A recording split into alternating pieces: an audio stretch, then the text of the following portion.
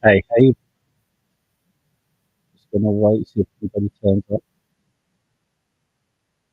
And I'm doing this because I'm bored. So just wait and see if there's anybody out here.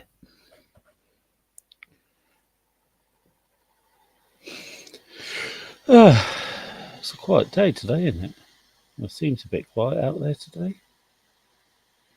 Really does. Okay, if I hold on, get this out here. Copy.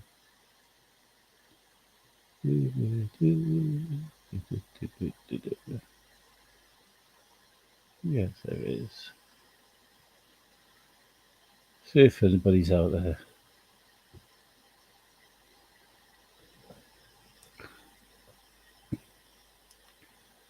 Well, it's been a minute. Only one person. This is fantastic. In the olden days, they would have locked me up.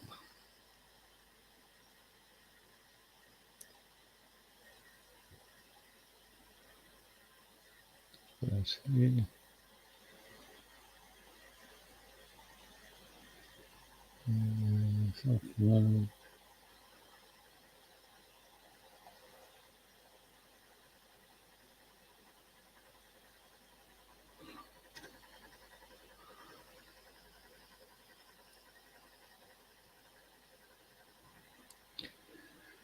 Let's see if anybody turns up.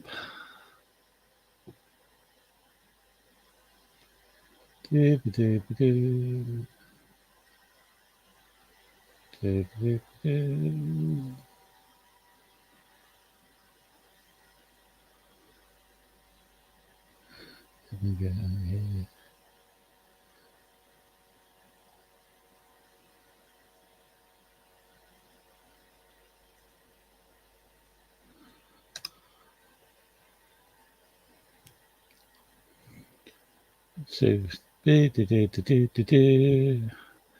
3 minutes in, and there's only me. How are you supposed to chat to these things? Honestly, if you're caught talking to yourself, my mum would give me a slap and go, "Talking to yourself is the first side of madness." Well, then you would say, "Well, it's only madness if you answer yourself back."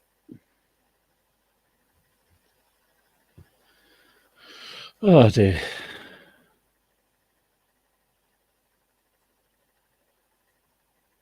There's not much been happening out there today, really, is there? I wonder how everybody's doing, how the weather's like. The weather over here has been pretty miserable at the moment.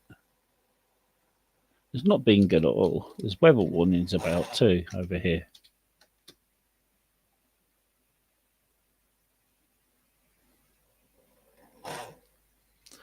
Don't know where there's weather. I'm just finding out.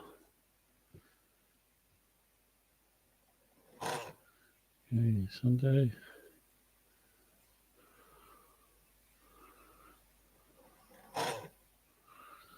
Yes, near weather warning near me for rain.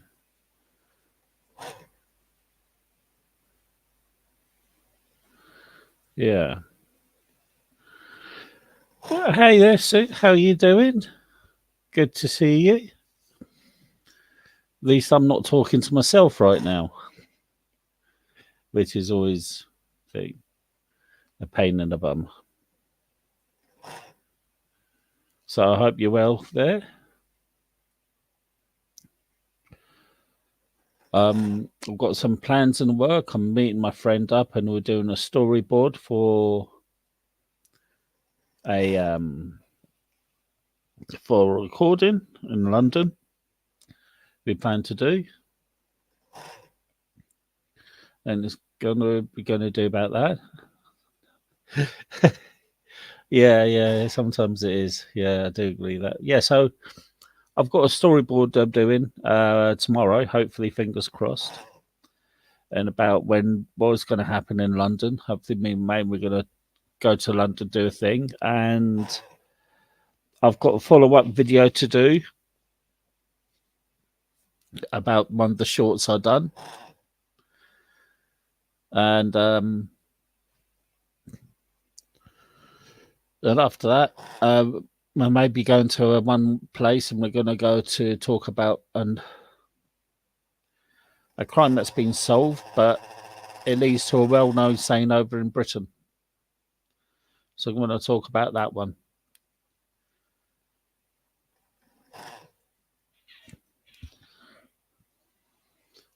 Yeah, and I've managed to get I've got to write an essay too, and I've got to write a 2,500 word essay on how the Roman city is the economic and political hub of the Roman Empire. So I've got a 2,500 word essay to do with that too. So yeah, I am going to be pretty busy all through the week. So I've got to get that. I want to get the essay done soon. Then I'm going to go and do the video. Then I'm going to go to London to do the recording of the other video.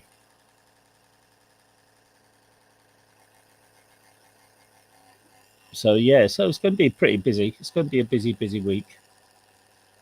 I don't mind it being so busy like that. It gives you something to do. Gives you plans for to doing.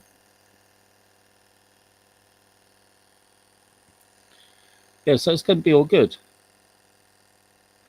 The one I plan to do in London is about the first gun death in London, and that's from the I think it's the 1500s, 1600s. No, it's the 1500s. And the other one is about a person called Fanny Adams.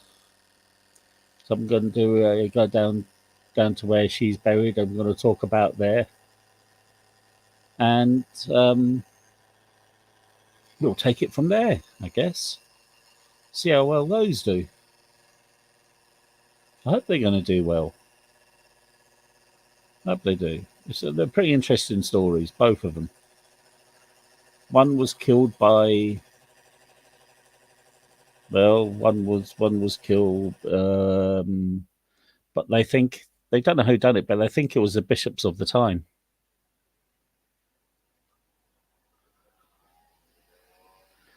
Yeah, yeah. I mean,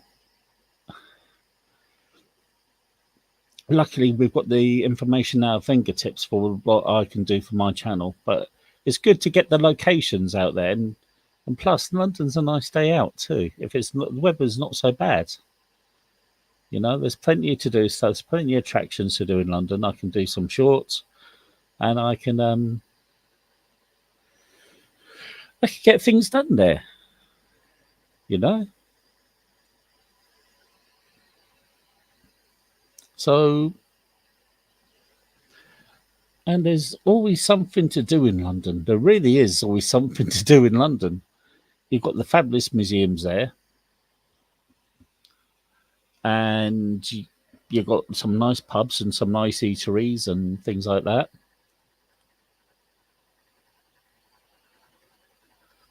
Yeah, that's right, Sue. But the only problem is it all takes money at the end of the day, and money's getting tighter and tighter and tighter nowadays. It really is.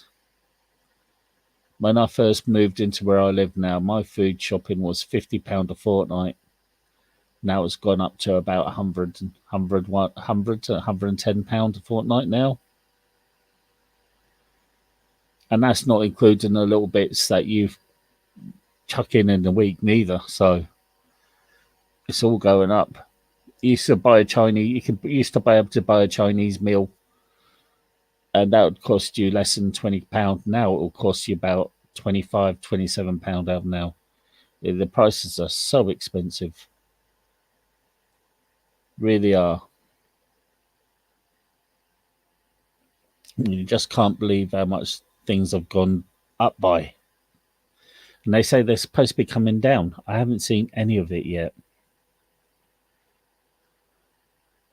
Well, that's a good thing. I mean, where I am, I can get a train into London quite easily, and that's the express train. I can get a train into plenty of seaside towns.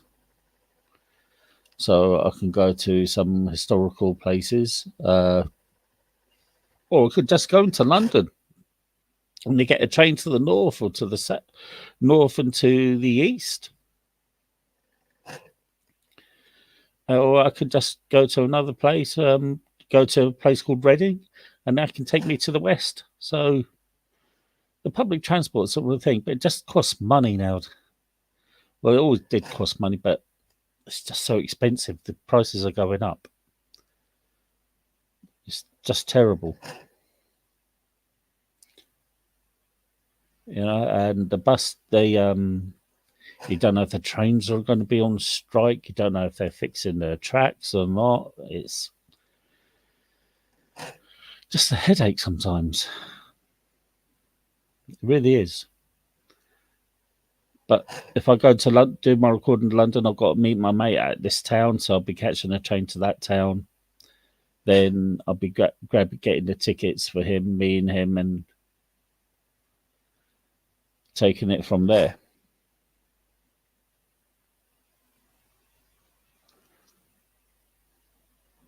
Yeah, so it's a little bit of money to be spent, but sometimes it's worth it. It's hopefully the plan is to get this channel monetized, to get enough hours. I've got enough subs, so but get enough hours, watch hours to get it monetized. I don't see why it shouldn't. I mean, all my content is my own content. I haven't borrowed or stole or anything else from anybody. This is all originally mine.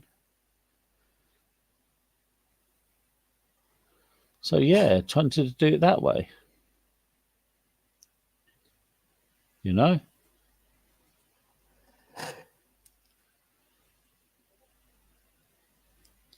Hold on.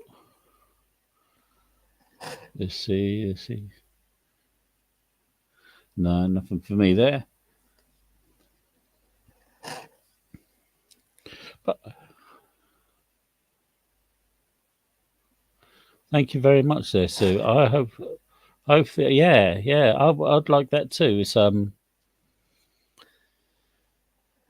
be good for the channel. It'd be good for the channel too. It's get me to do more things, and also, you know,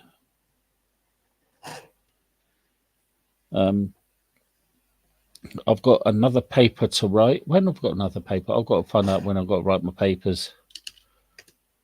So I'll need to speak to my tutor on Monday. I'm going to find out because I've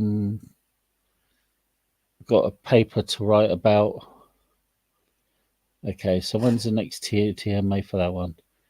21st of March. Okay, so I've got a paper to write for that one. View. Okay. I'm going to go for question 2 for this one. And how similar are the post-1945 welfare systems of Western Europe? So I'm going to go for that one. So I'm going to speak to my tutor about that one, get some advice, and study and read up for it. And by next couple, I've only got a couple more assignments to do. I've done one.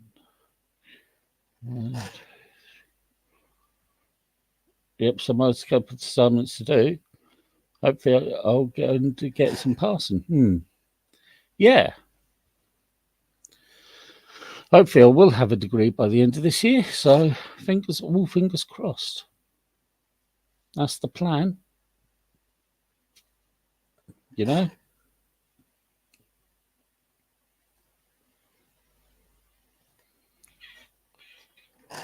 So yeah, definitely fingers crossed there. Just trying to see. I need a new laptop too. This one's breaking down. It wasn't old when I got it, but now it's getting old now, and the things are just whittling down, using too much memory. My graphics card is going, and so I have to put money away for that now, and that's going to cost me of about £700 to £800 to get a new one. So it all goes at the end of the day, doesn't it?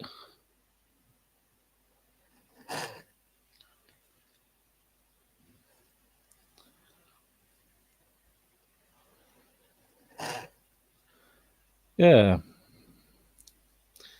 Do you know if there's any more lives happening over there, out there, Sue? No, no, they don't. It's all to do because it's all about upgrading. They want you to upgrade. So they'll build a phone, and they'll build like my smartphone. I brought my smartphone there, and next thing you know, they brought the one out a couple of months after I bought my one, and my one was brand new. So that was a pain in the bum. Um, then they'll probably time I probably can afford a new one, they'll probably bring out another one or two. So yeah, no, they don't. They make them so you can be upgraded, and the programs you use, they're not compatible with. They make sure they're not compatible with the older systems anymore.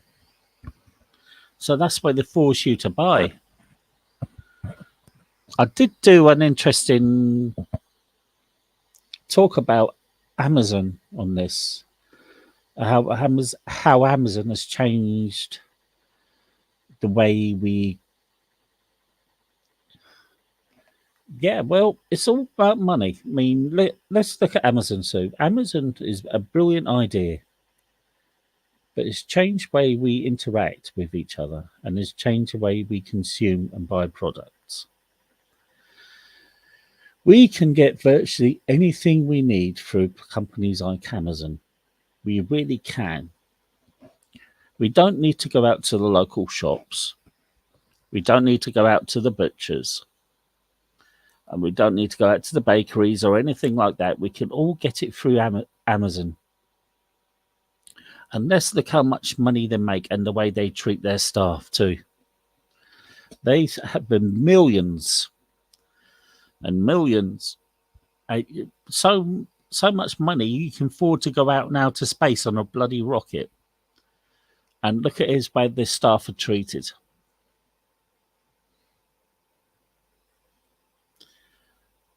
You know, Steve Jobs, Apple, wasn't a really nice person. He was quite a horrible person, really. Look at the way he treated his family, his daughter. You know? So, yeah, we're from the time when if we were going to do a shop, we'd do a big shop in a supermarket. Then, if we wanted little bits, we'd go down to the local corner shops or to the stores, and we'll go out there. We'd go out to get our shopping. We'd go out to speak to. If we had to go to buy some bread, we can go to the bakery and go and have a chat with them. We can go to a butcher's, and they'll get to know you. There are greengrocers. You get to know them. The fishmongers, you get to know them. Now you don't need to because now it's all under one roof. It's either online or under one big mega store where they don't know you unless because they don't care to know you because they've got so many thousands of people going through there every week. They don't really care. They don't. You don't. I mean, this one makes me laugh. For some Karens will shout at people in these big supermarkets. Well, you've lost my business. Who cares? They don't care. So what? They've lost £100. They say like they've lost £120 a fortnight. Whoopee! It's not like this is personal shopping anymore. This is mass produced production and consumption. Yes, and so um, also mobile phones have become. I mean, I remember the time when there used to be a pub where I lived. There was pubs. There was lots of pubs, and when there used to be something wrong in the village, you used to go down to the pubs, and somebody would know. There's always somebody who would know, and you'll find out. Now you don't need to go out to a pub because you can buy alcohol from the supermarkets. You can buy a lot cheaper than a public house. Yeah, planned opposite. Yeah, You could go out and buy alcohol from your local shops, or you can buy alcohol from the supermarket at bulk prices, because you don't need to go out to a pub anymore. You can arrange to meet your friends in the house. We can drink 12. You can buy a pack of 12 beers for, like, say over here it'd be like £12, and maybe that'd be like $14, $15 in the US. Well, that 12 beers in a pub would cost you £5 or £6 a pint. So that's about, you're spending, trying to think now, 6, 12, 7, about £72 on a night out. Then you've got to worry about getting home. So I'll be including a taxi. So with that taxi, that'd be another. So you're talking about £120 on a night out, where you can go into your house and you can spend at least £12 on a pack of beer, snacks, £15, and you could walk home. You know, this is the world we live in today.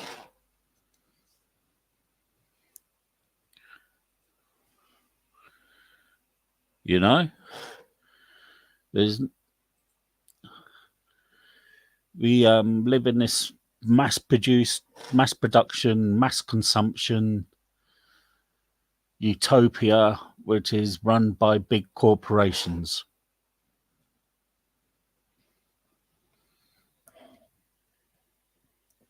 And with these corporations, they swallow up little businesses. It drives up rent and it drives up mortgages. And people can't afford to live anymore. People can't afford to buy houses. People can't afford to rent. Then have to rely on other means of doing stuff. Where does it end? Where does it end? You have to look what Saudi Arabia is doing. Aren't they building a project called the Wall? Hold on, I've got to look at this up if I remember right.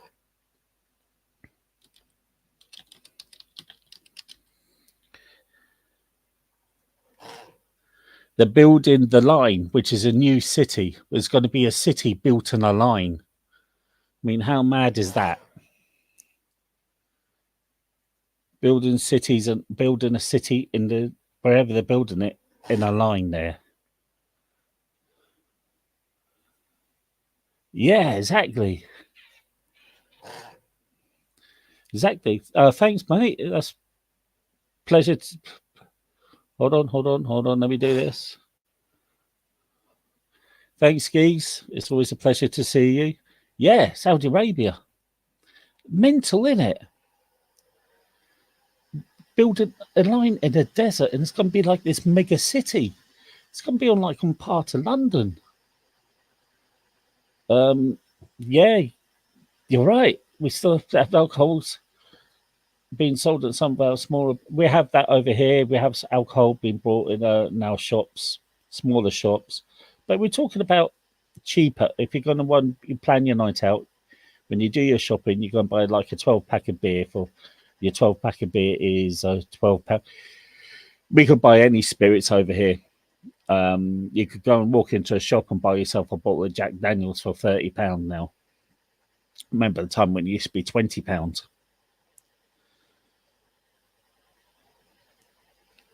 Yeah, they did. Yeah, North Korea. But North Korea's, I mean, let's face it, Saudi Arabia is a tourist destination. Who's going to visit North Korea and treat it as like a tourist destination there? Look at that poor American guy. What's his name? I forget. He went over there as a tourist. He done something wrong and he came back dead. You know? Poor bugger. But yeah, you know exactly when you think of holidays and somebody goes up to you, Where do you want to go? Saudi Arabia or North Korea? Oh, I'd rather go to Saudi Arabia. So, yeah, North Korea is not on my holiday destination points.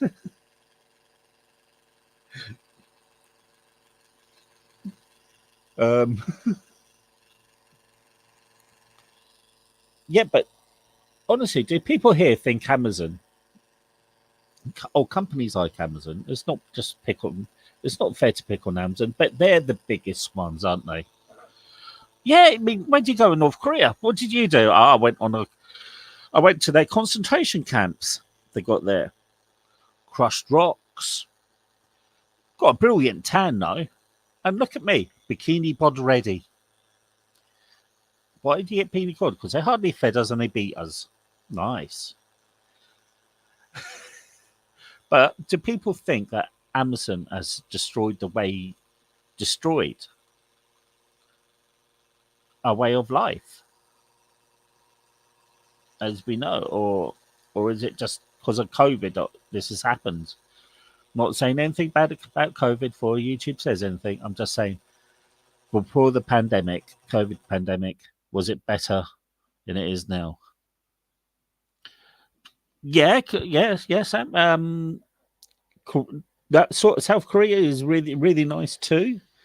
Um, if Kim Jong had his way, he'll have a nice warm glow over some cities in South Korea.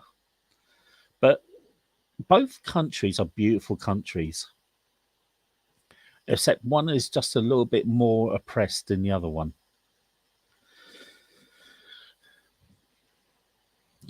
And we've got to thank Japan for that. Thank you, Japan, for that lovely thing because of World War Two. That's how it all happened. Thank you, World War Two, for giving us that.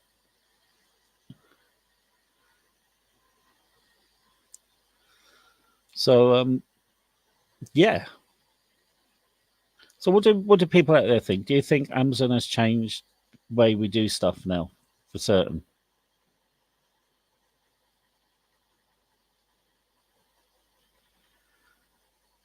Do we need do we need these smaller shops and smaller businesses more than ever, or have they died a death? Because I know in the US you got bodegas and you got marts and you got things over here. We just call them shops or corner shops. We've got off licenses too, which they're primarily used for beer and other alcohol.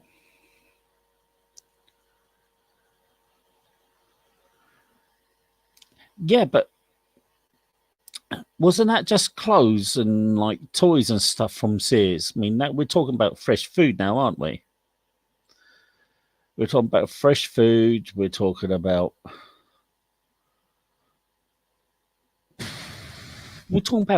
everything. Everything is under Amazon now. You can get anything you want.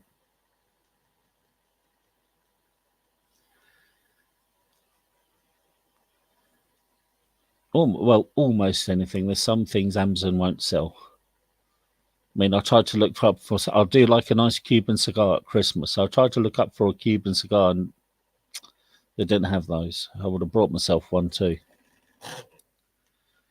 because Cuban cigars aren't banned over here.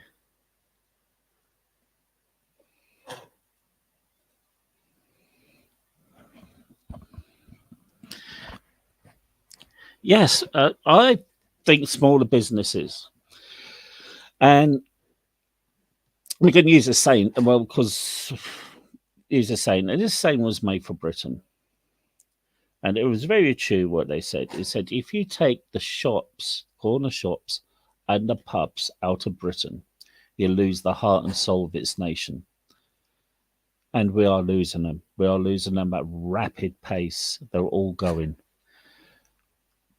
This credit crunch, this money crunch, whatever you want to call it, has made prices shot up and people can't do it anymore.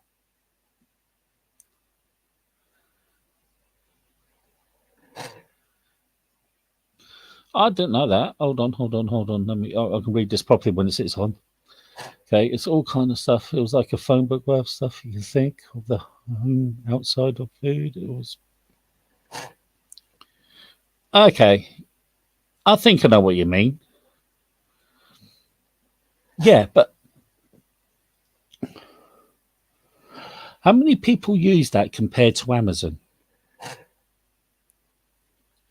That's what we should be asking. How many people thought of that? Thought of going to Sears or could afford to go to Sears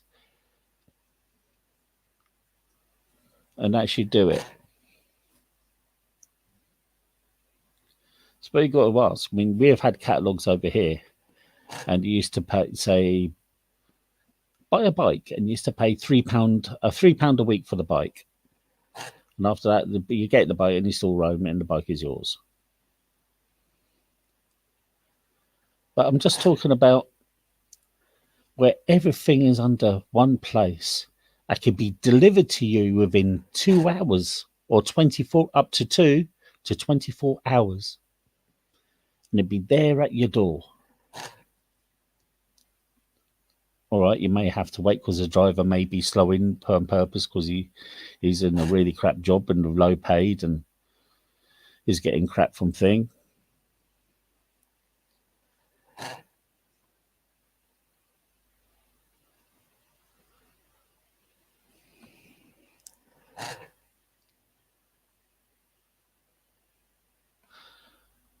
Interesting.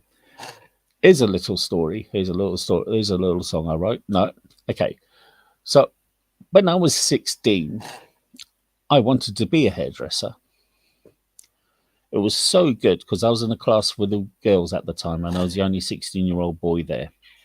Fantastic. I enjoyed myself there. I did get kicked out though. I wasn't supposed to be in that class, and they mistook me, and they said, "No, we've got a thing." I went, "Ah." We said, "We'll put you into this other thing," which didn't work out. But yeah, I done hairdressing at college for about 2 or 3 months. I learned how to do head massages. I learned how to do section hair, blow drying hair, um, and other little things. Years and years ago. God, it does seem years. Oh, fuck me. That's 33 years ago. Wow. Jesus.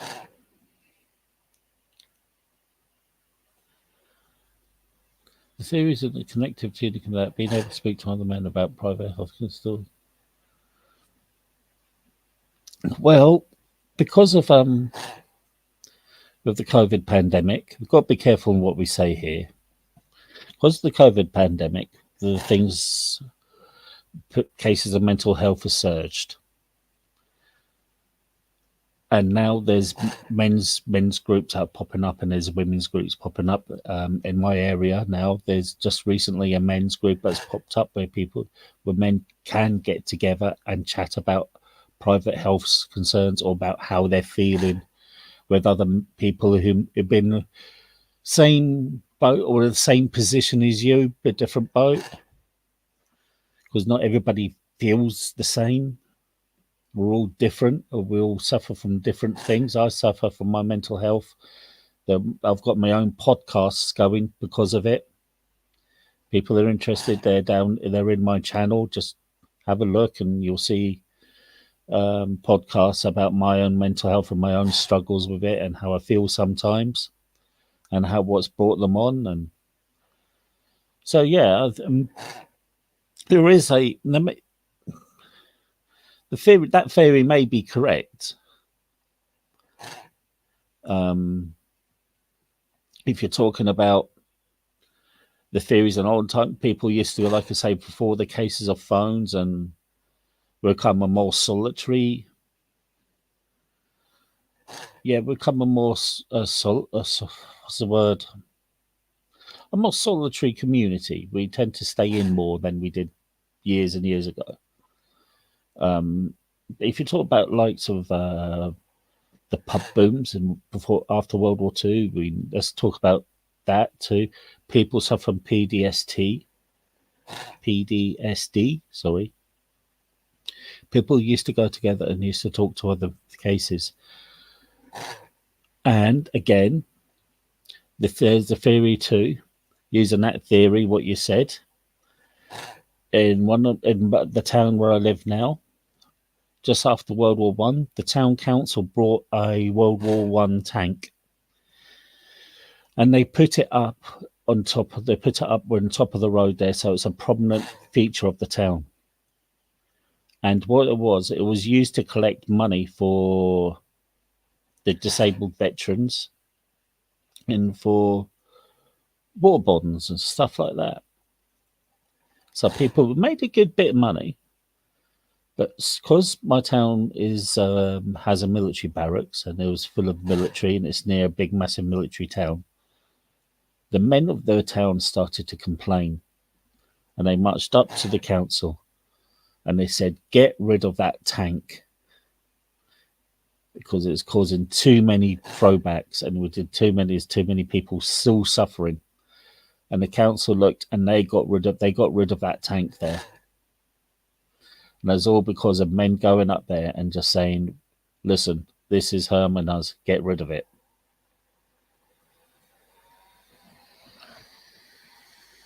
So connectivity for the community when men speaking to each other is being maybe in a better position. I believe could that feel, yeah, definitely. Definitely a physician. We don't call them really physicians over here. It's more doctors or psychiatrists.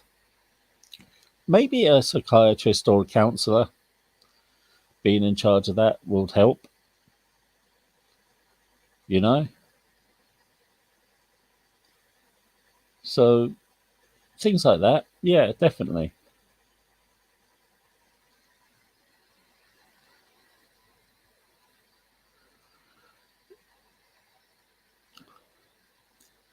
Yeah, I mean, it's good to have time to yourself, but there's sometimes when you just want to talk to people, and it really is, and you just want to have a talk with them and have a chat with somebody.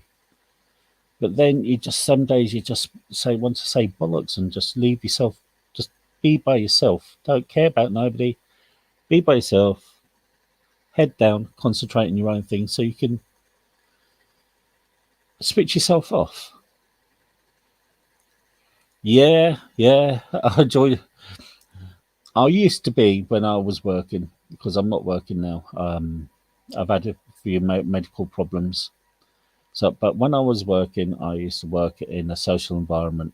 I'd be either in front of a bar, behind a bar, or be in the kitchen. When I came out the kitchen, go upstairs, shower, clean clothes, come downstairs, and you used to be in front of the bar there, and you'd be out either going out for a drink, to come back, or go out, and we know when you got like the day off, go out for a good party, come back, sleep off the hangover, then you'd be all right. So yeah, but not anymore now. No, no, I would prefer to stay in and talk to myself on the internet like I am now.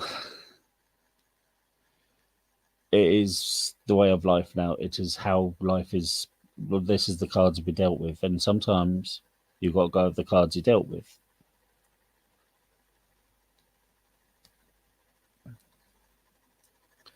You know, I don't go out. I don't go to pubs. Hardly go to pubs anymore now. Um, I used to enjoy going out. Just enjoy going out for just chilling, going to different places, and especially the pubs down here because I think they'll be a lot different than they are to America. If you go to a pub in England, you know that pub is going to be at least from the 1800s, at least. One of the pubs I used to work in the pub that was from the 1500s. Yeah, it was. Yes, yeah, yeah. When I worked, it was any bar. Yeah, yeah, yeah. Hold on. When I worked full time, it was any bar. So the most extreme form of social enjoyable. Yeah, it really was because You know, sometimes, I mean, I used to be a heavy drinker. I wasn't an alcoholic. I just used to drink a lot. There is a difference. I had the gene for just drinking stupid amounts. But then you'd wake up in the morning and you feel like crap. You say, I need a night out. And I've been suffering from my mental health from a long, long while. And when you wake up in the morning, you bring yourself down, you know? So, yeah, it can be physically as well as mentally exhausting. I totally get that, Sam. I'm going to say hello to Dag. Oh, hey, Dagmar. How you going, my babe? I hope you're well. Yes, everything is well. I just thought I'd do a live, get some hours in, chill out with people, talk to myself on the internet. You know, this is all brilliant. This is all new. Woohoo! It's always a pleasure to see you here, my babe. I hope you're well too. How's the clubbing going? You taking a rest from it? Whew. You know, the last time I used to go out clubbing there, Dagmar, and I used to. I have actually been. You must know the Love Parade, the Berlin Love Parade. Well, they brought it to England, and I went, and they brought it to Leeds, which is about, let's say, I'm not going to give my location away, but everybody probably know. It's about 250 miles away from where I am now. So me and my mates got in the car, 5 o'clock, and I went out clubbing that night. Came back home at 3, woke up at 5, got in the car, and the clothes are still wearing. got into the car, went up to Leeds. We're all, apart from the driver, we're all actually roaring drunk. My mate done a nasty on us because me and my mate were sitting in the back seat and we were diving into these tins of Stella. And of course, when you're driving into the tins, you need a drink. And now you need to go to the toilet. So we came up and you went. So got home from an evening at our friend's house. So no clubbing this weekend. Well, you deserve a little break from the clubbing there, Dagmar. As I was saying, pretty drunk. Wanted to go to the loo, and we noticed the sign saying motorway services for like 2 miles away. And my mate turn in, and he went, yep, he was just about turned on the other lane as it like he was going to go to the service station. Then he drove straight past, and we had to wait another 29 miles so we could go to the bloody toilet because we were drinking, and he said he wanted a drink too. Where did you end up? Oh, we ended up in a place called Leeds, which is a city in Yorkshire. And when we got there, all we seen is it was a lot of people. It wasn't really a lot. And we're like, is this how many people actually turned up? And we actually and there was a sea of heads. No. We went to the service station. We held ourselves so we can go to the service station. We were busting. It was like a waterfall. Hold on. Let's see, Sam. We usually go out, but yeah, just sitting at the bar getting a couple of. Neither of us. I used to do a bit of karaoke myself sometimes too.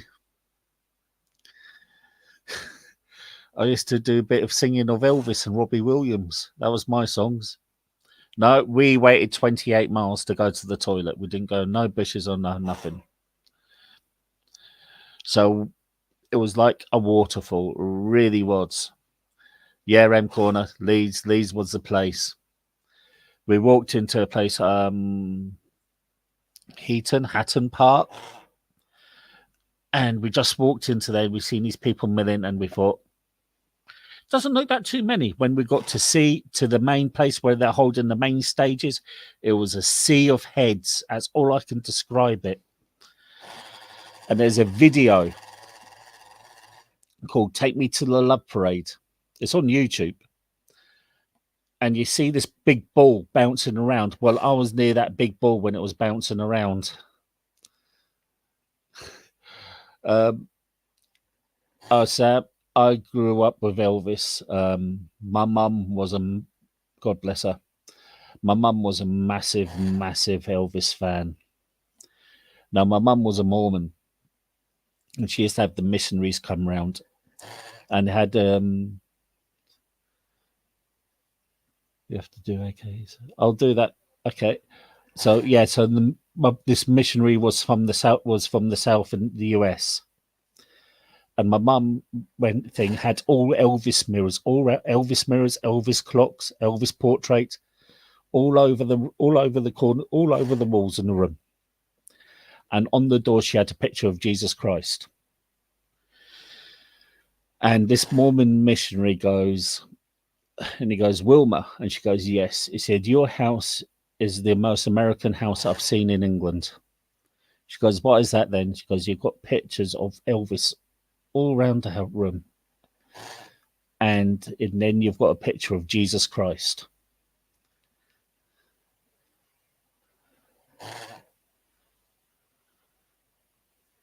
Yeah, that's exactly the same as my mum. My mum had Elvis mirrors. I brought my mum a bootleg Soviet Union Russian LP. It was from Russia, but it was Soviet Union, but it was from Russia. And also, she had the picture disc. Elvis, yeah, M Corner, Elvis, yeah, definitely was the king. Nobody could take that away from him. I mean, my mum absolutely loved him. I was only 2 when he died, so I didn't know this. But when Elvis passed away, both my mum and dad cried. Apparently, my mum would have cried because Elvis was her jam. But yeah, definitely, the man is just there's no words I could use about him. But my karaoke songs for Elvis was "Love Me Tender" and "Suspicious Minds." Hold on. I've got to look at this, right? I don't know if I can believe this, but I've got to find out. It's what this is saying. I've got I do my own genealogy. Okay, and I don't know if this is true or not, but I can show you this. Let me do this. Okay. Right. Oh, hold on. Okay. Okay. Right. Okay. I'm going to split my screen. Maybe do this. Let me do this here. Okay. Share screen. Okay. Family search. I'm going to show you this. Okay, Dagmar. I'll definitely do a live stream later on. Again, the next week. So yeah, I'll let you know. Good night there, my babe. You take it easy. Okay, so I'm going to show you that, right? That's me, and that's my dad. And that's Elvis. Apparently.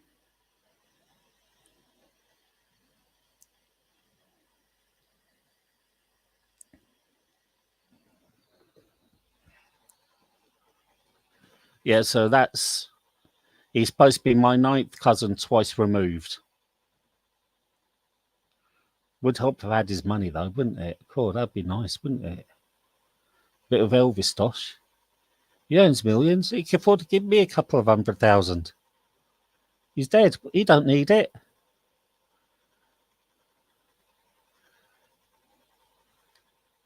And hold on.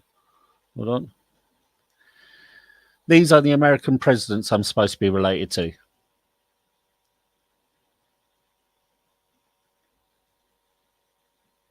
This is what I'm supposed to be related to. So I've got Winston Churchill, Princess Diana, and the funny one I find really funny is this one here.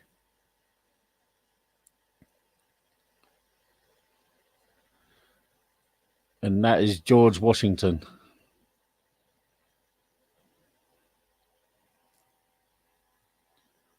So, yes, America, you're welcome.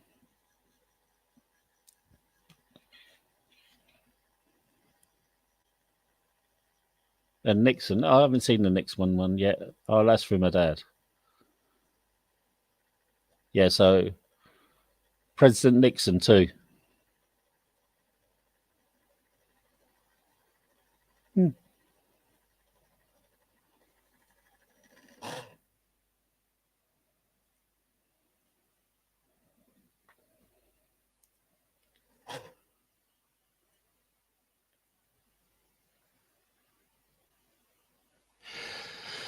Well, I wasn't raised Catholic.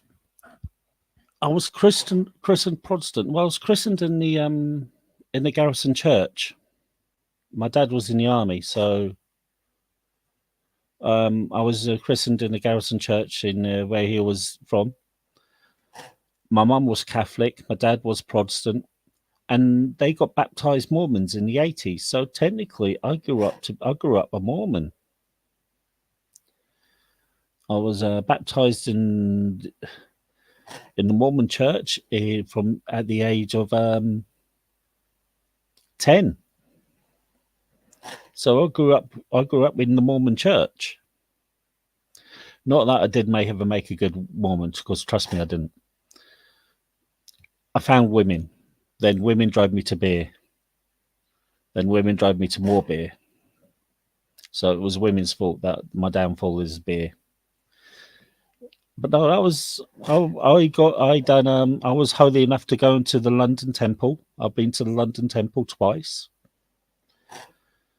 Um, twice done baptisms for the dead, as they call it.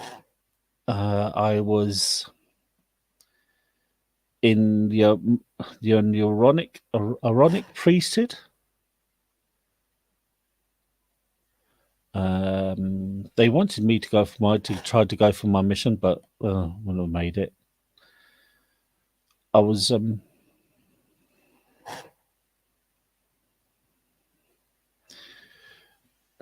see, Sam, that's the thing. It's a garrison church I was christened in.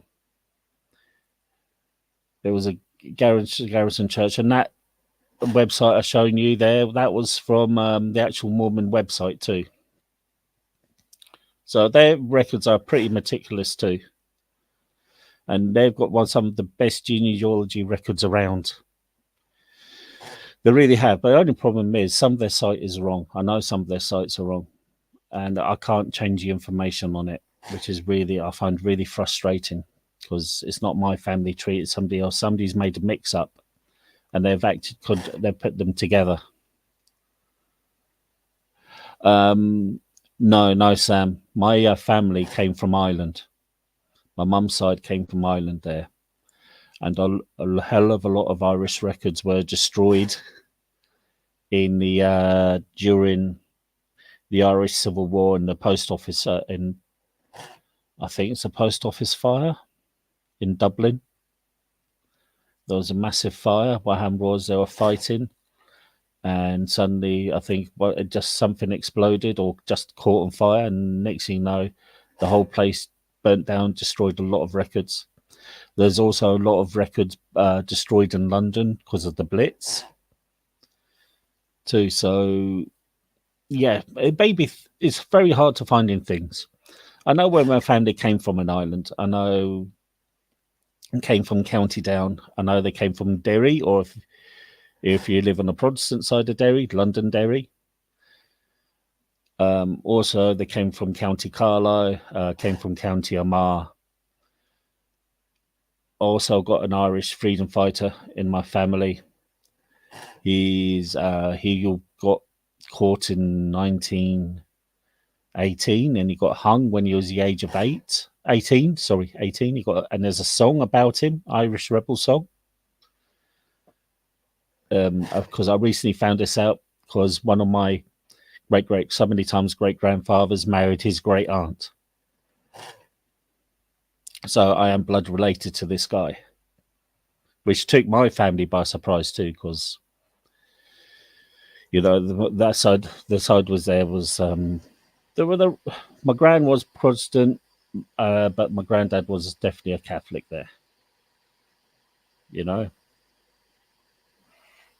so there's different ways because you forget when my mum and dad were born, there's there was a lot of division, and they'll both come from Glasgow, the area. Both come from the area of Glasgow. My mum was from Glasgow. My dad was just outside.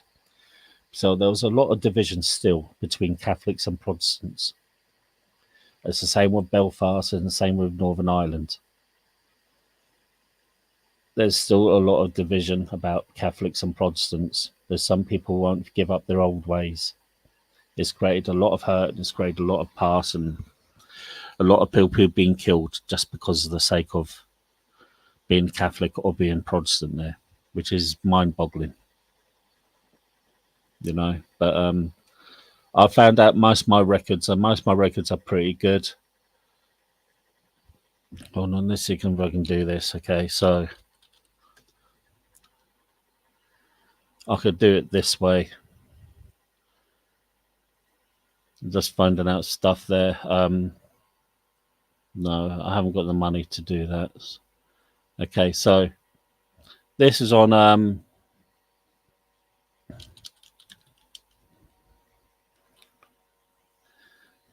this. I'll just have a laugh about this one.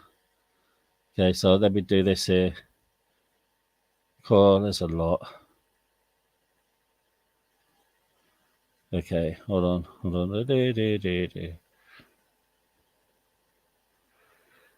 Oh god, it's taken so much time. Well, I went right back into the 1400s of my tree. I can go back to I went back to the medieval period.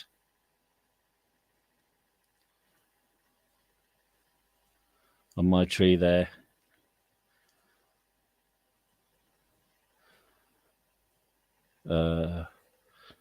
So let me get this out of 1700s.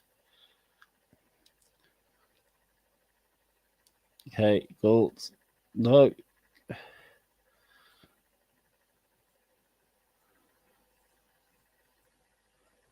No, go away. Okay.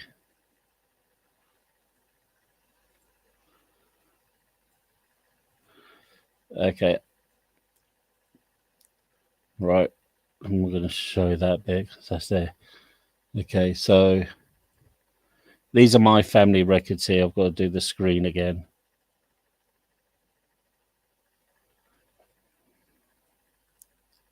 Okay. So if I show that here, hold on. Okay. You can see my name there, Paul, leading up to my dad. Then if I can go up there, move it across a bit, and you get a name Galt. That's they were what I've read about. They were tobacco barons.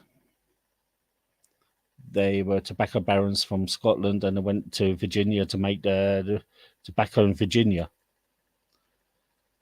And then you go from the Galts to the Walkers, to George Walker, and then on to the Bruces, which will take me to. Hold on. Nope, not that one. Robert the Bruce. Nope. There you go. Which will take me to this guy here.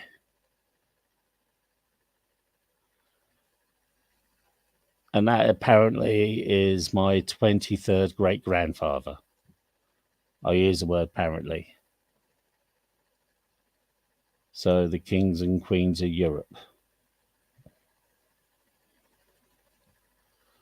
So yeah, so that's how far I can go in my family tree. So Scottish records are some of the best records are kept.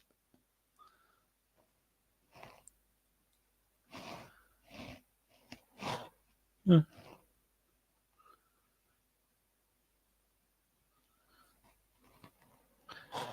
Sorry, no, that's cool. That's cool. It's just showing my family tree and showing you. Hold on, let me do it again. You can see this is supposed to be my great 23rd great grandfather.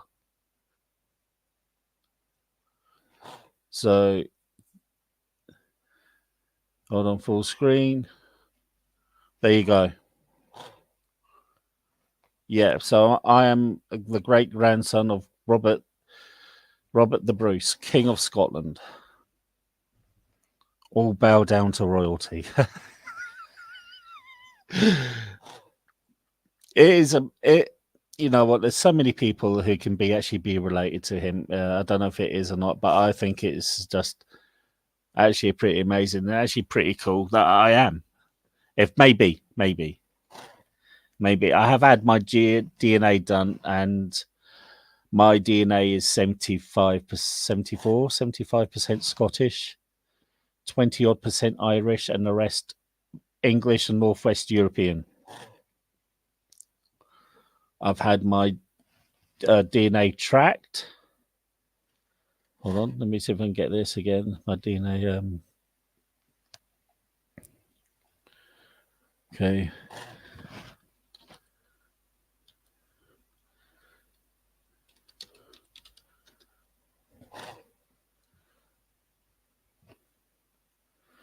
Cool. I could wish I had can do some bit of royal money. I'll tell you that now. That would help me. There's a website. Oh, go away, stupid thing.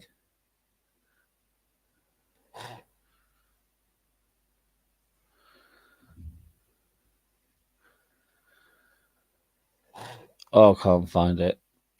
There's a website that tells you how much where your actual DNA comes from. And my DNA is Pict and Celt, which means means I'm mostly from Britain. Yeah, so M corner. Remember that next time. Bow down to your king, sir.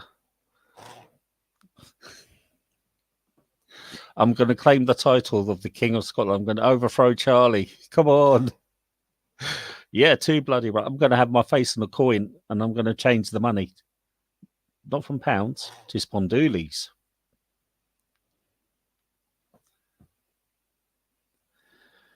So, yeah. My true ancestry. Okay, so this is. Okay, so my true ancestry.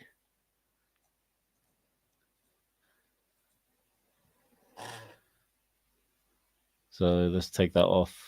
Yeah, I think I should overthrow Charles. I mean, as soon as I said that, you know where YouTube's going to be. I'm going to have a knock at the door, and they're going to be MI5, MI6, and then the other security forces out there just waiting for me, and I could be huckled away to the tower where you chop off my head.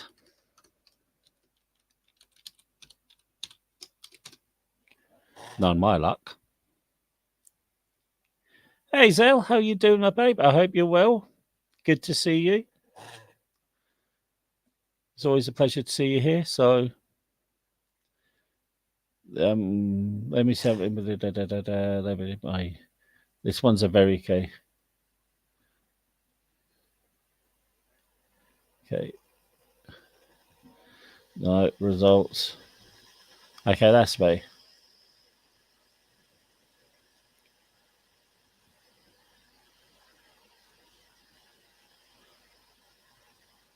Okay.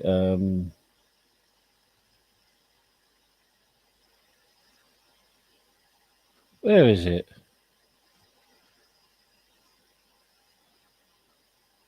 Okay. No, I can't find it. I need to. You know, when you're looking for something and you can't find it, Macbeth 2024. It's your birthday. You know what, Zell? You're in good company. It was mine yesterday, so happy birthday for today. I hope you're well. Macbeth 2024. Yeah, don't think old Willie's going to write a play about me, mate.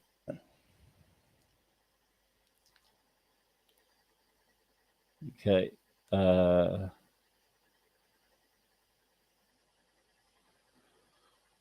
trying to find this is website here. It's hard to use. Okay, I've got it. You're very welcome. So, okay, so this is what they say my DNA comes from. Okay, so my this is that goes on for. Well, you're welcome, Lezel. You're welcome. Okay, so this is my closest ancient populations. Let me do it this way. Picked, which means I'm the nasty people lived the other way. I'm the nasty people they had to build Hadrian's Wall for. And Celt. These are my two main ones. See, Pict and Celt, Pict and Celt Parsi, Pict and Gael, Pict and Gael, Celtic Parsley, Celt, Pict. So the Pict is my biggest thing. So I am more Pict than anything else, which is pretty fascinating. And if you do it right. So let's switch that off. That's annoying me now. So have you got much planned for today then, Zil?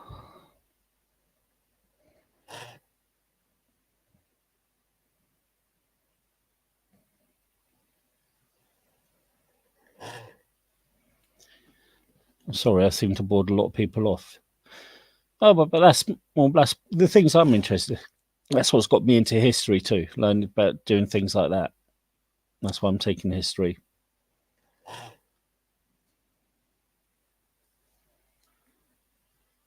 So, everybody here? Anybody want to come up? I'll put, you know what, I'll put the link up in case anybody wants to come up and chat.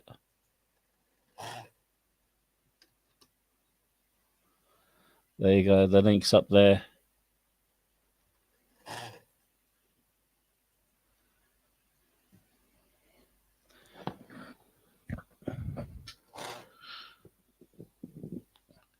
Picked, not picked, picked. Spelt with a T. There you go. Getting a bit of birthday love there, Zil. So well done, you. Like I say, I hope you have a brilliant day today. And I won't ask your age because you should never ask a lady her age.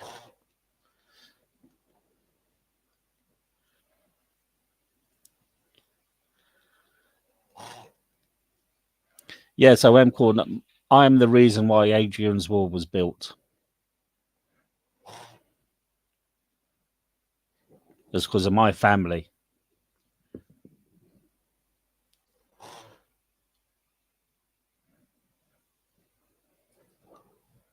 Which is pretty cool in a sense, isn't it? I mean, the Romans didn't. But the Romans conquered most of the world, most of the known world at that time. Until they come across Scotland, then they decided to build a wall in Scotland called Antone's Wall, which is a small earthen wall. Well, you know, it's nice to be nice, isn't it? If she wants to say her birthday age, that's up to her. But I will still won't ask. The only time I'll ask if I'm in a pub and the girl is looking rather good and she comes up and chats to me, and I think there's something wrong here. What age you love? Oh, I'm 18. Okay, then fair enough. Bye bye. Because why would an 18-year-old be talking to me?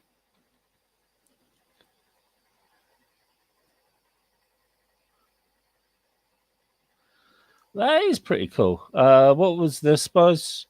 What was the first crop? Was it maize?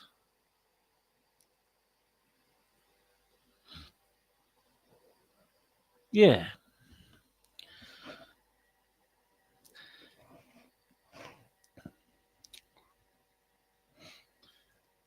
just like Jesus. Oh God! Oh, please don't start the religious conversation. This thing, yeah, tobacco.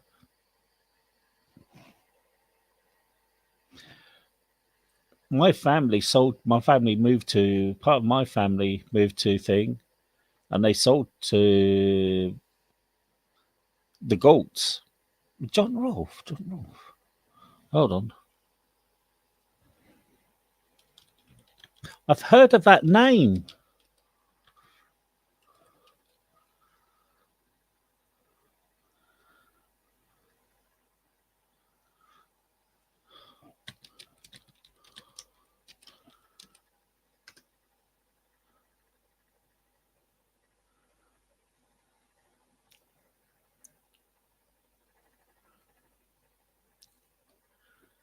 I should have.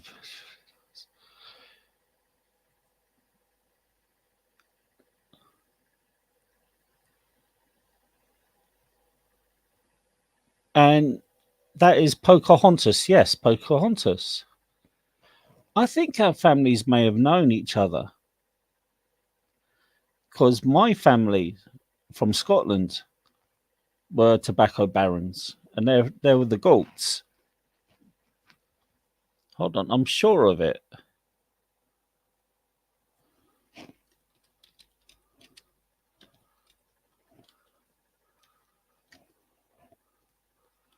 Galt tobacco.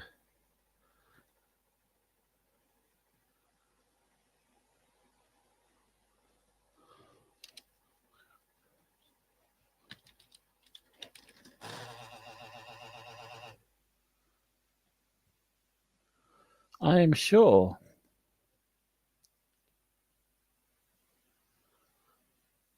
because I read somewhere. Hold on, William Galt. I'm one of his relatives, William Galt Tobacco. Our families would may known each other there.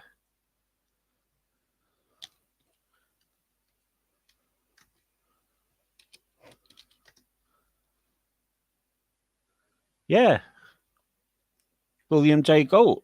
Galt. Hold on. Let me work this out.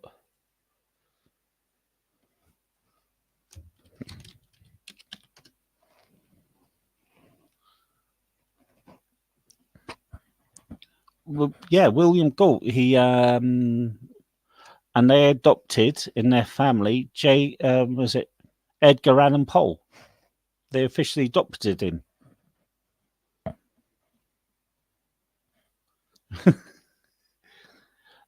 No, it was John Rolfe. It was Pocahontas was John Rolfe. It's a it's a small world. It really is. When you do like things like that, you see how many people are related to each other, and you see how many people are related to royalty, and how many people are not. And there's like thousands of people are related to royalty in America. Yeah, John Rolfe was married to got married to Pocahontas at a rather young age, and he brought her over to England.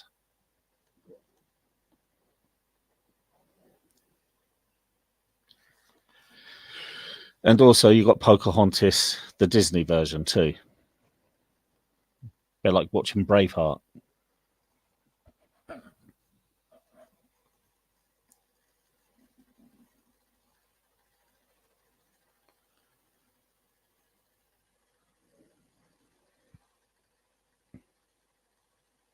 And over here, there's a place called near I am. I'm trying not to give my exact locations away.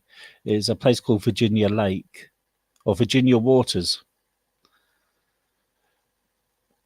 Yeah, there's you find out that Scotland, Ireland, and England did populate quite a large amount of well, it wasn't quite a large amount. There was from the 13 colonies, but because of the 13 colonies, a large amount of populace who actually came from them. And you got to remember too, during the 1800s, you had the Irish famine or the Great Hunger, or there's other words you can use too. And that happened in Scotland as well. You had the Highland clearances in Scotland.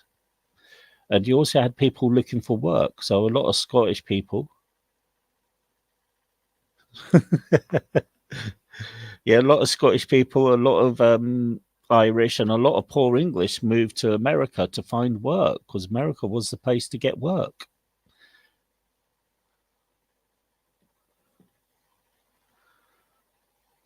Okay, so yeah, okay, right, M corner. So, which Scottish royalty are you related to then?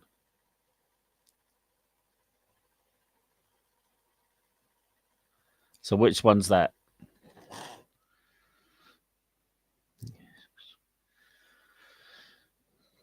Braveheart, yeah, freedom. We all dress up and painted in blue, and and we all wear kilts, even though the kilt wasn't around at that point, and he was a middle son of a lord, and he did not come from the Highlands; he came from the other side of Glasgow. Well done, Will Gibson, on doing your fantasy history crap. Globally, the empire of the world. Well, the British Empire, the sun never set in the British Empire, which is true. It really didn't. It stretched from the Americas down to Asia. Even Hawaii has got the Union flag in it because was it one that is it the king or the chief loved the empire, British Empire so much he decided to put Union flag on the Hawaiian flag, even though it was never part of the colony. I think the furthest our colonies were stretched to was New Zealand and to Asia, to Hong Kong, Singapore, and places like that. We also had, I read up a fascinating thing today about had the redcoats for Japanese samurais, and a multinational force went in and fought samurais. Well, he could never be king. That king is that position.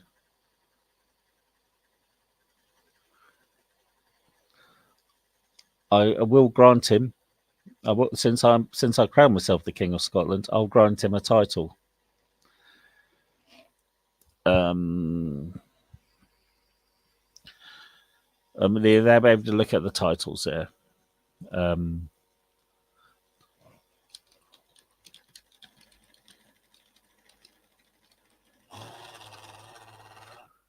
okay. So I'm going to grant you a title now, Emcor, and that can be your title. Okay, so hold on. No. Okay. More items. Where is it? Okay. No, I don't want all this crap.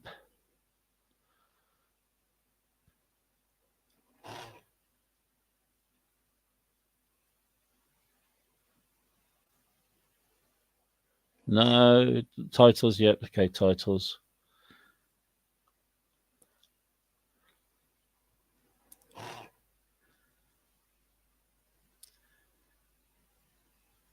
Hold on. Let me think of this one. I've got to have a look here. Okay. M corner. Since no, right. I'm going to give you the title. I'm going to make one up now.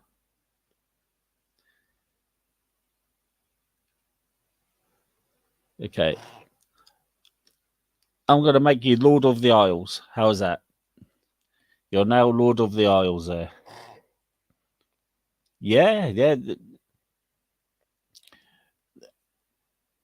Well, let's face it. They didn't have TVs, they didn't have PlayStations. The husbands went out to work, they ate, and their form of entertainment was being of their wives sometimes. You know, they had it more times than us in society now. Trust me. Look at Queen Victoria. She was spitting them out too.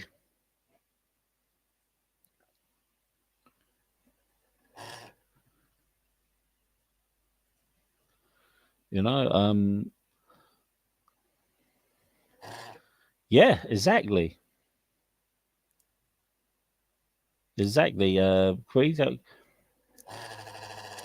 Well, if Elon Musk gets his way, we may be all computer simulations by the 100,000 years.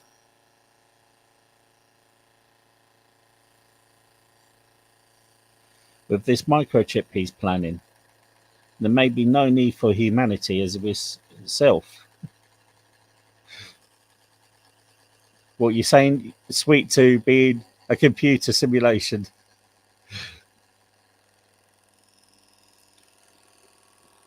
or to sweet that they're having more sex than the rest of us.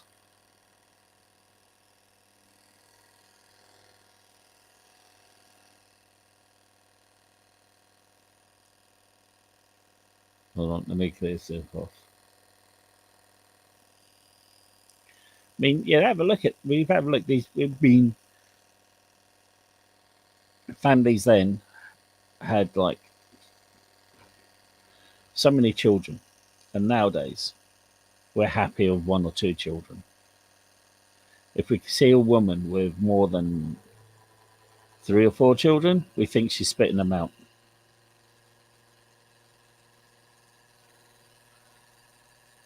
I don't think it's that. I think it's more to do with society itself and how the roles have changed between women.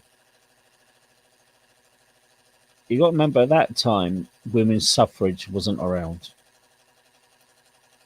Women weren't getting involved. Women were expected to be housewives and expected to be in a house and to look after the house and be a mother. Um, and nowadays, from World War One, women got the vote. Women were more introduced into the workforce. It's pregnant talk.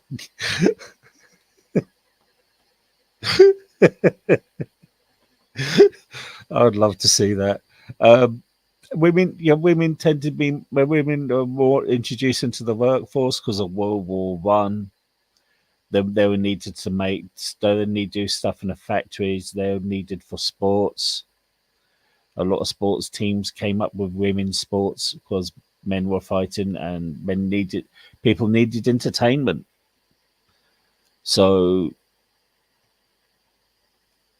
women there were get doing more stuff. They're becoming more independent. Women, people used to die in the 40s too.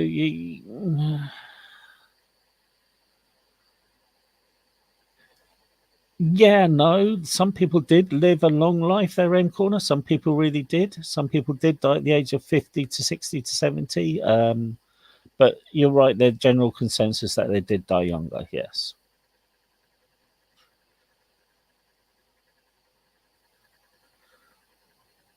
Yeah. Elon Musk is a funny character. He's very diverse. Either love him or you hate him. He's built Tesla up into this a massive company, massive.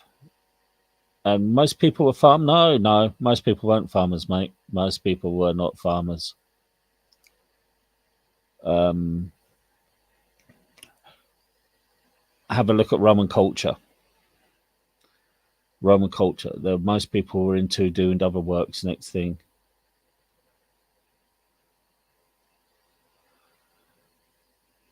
well, near where I am was the world's biggest cemetery.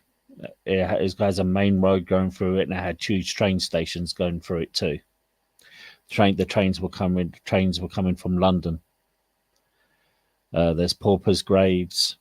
There's religious graves and war graves. Also, graves of famous people there too. So you have a look at these, and it's mostly built. They mostly come from the Victorians. But if you go to some churches around where the village church where I live, there's people buried from the 15, yeah, from the 1500s. There's finding me. They built a road near me a new road, and they went through this and had to divert some of it because they found a plague pit, and they couldn't do nothing because it may contain the anthrax that caused the plague is still infected in the bodies. So they may have to do it. Women's suffrage happened more in the 1900s. Women's work in the workplace happened more in the 1900s. Women's jobs were no, most people weren't. No, M corner in Britain. A lot of, there was some farm. Some people worked in a farm. Some people worked in the mine. Some people worked in the iron foundries and other heavily industrialized places. Because you got to think of the Industrial Revolution. Industrial Revolution happened in the Victorian times in the 1830s, and that led up to towns being more people going into the towns because they were losing work from the country. So going into towns and working and doing clothing, tool making, and other stuff, steam engines, mass weapons production went through the roof. And people's always wanting metal, so that any metals like iron and stuff like that were all getting where people needed working down. You had the mills working, and especially in the north in England. I'm using this because Britain was an industrial powerhouse, as well as Germany. So you had the mills working overtime, you had the foundries working overtime, you had the factories working overtime. There is a reason why there's a place in England called the Black Country. They had the railways going through there. Women's suffrage came with World War One. With World War One happened there, women got the right to vote and women got the right to work. They were making ammunition for the soldiers. You got to look at the mountains of ammunition that was used in World War II, and who was making it because the men were fighting over in the fields. No, it was just before that. You got to remember, there's been several industrial revolutions. So the main ones happening just before the American Civil War.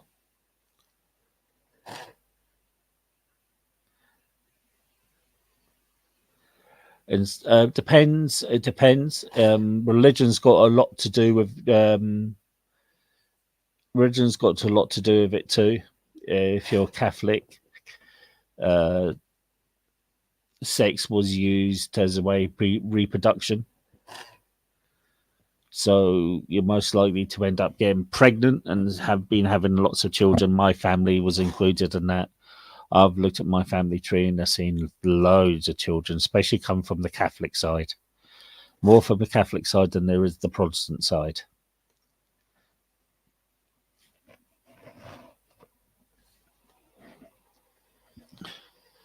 Andrew Carnegie, I wish I was related to him, I'll tell you that. I wish I was. I'd be minted. I'd be making sure I'd be getting some of that lovely dough he's got. He had. Well,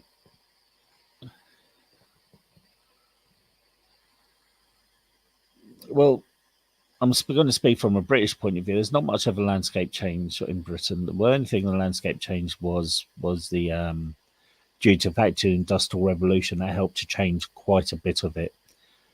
There was lots of pollution around, especially in the thing from heavily industrialized towns.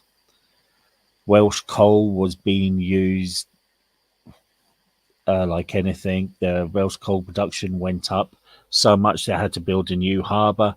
Time the new harbour was built, that caused a backlog of coal, and which another guy managed to build another harbour and thing there, and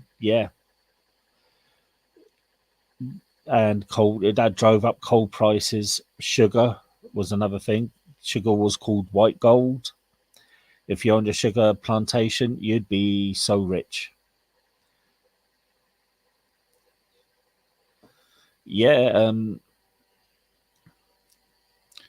because let's not be crude or horrible. The woman's role was supposed to be the producer. She was supposed to produce the children. She had to go and look after the home, cook for the husband when he comes in, help her husband when he comes in, raise the children and produce more children. That was her role in life.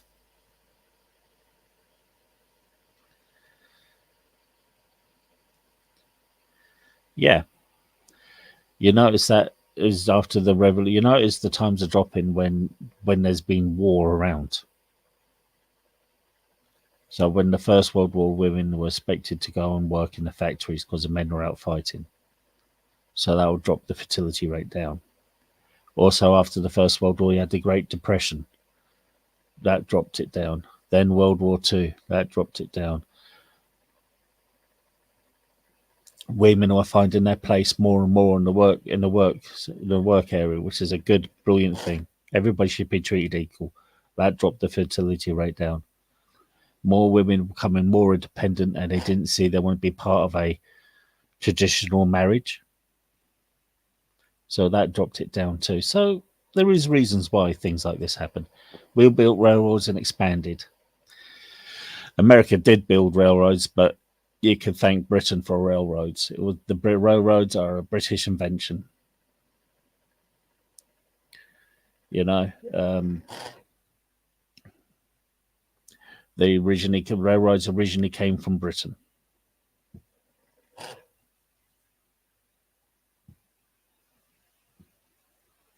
But the thing is, America was held America in great stead, and it's really helped America. Is your landmass, then the America's ability to manufacture and produce stuff.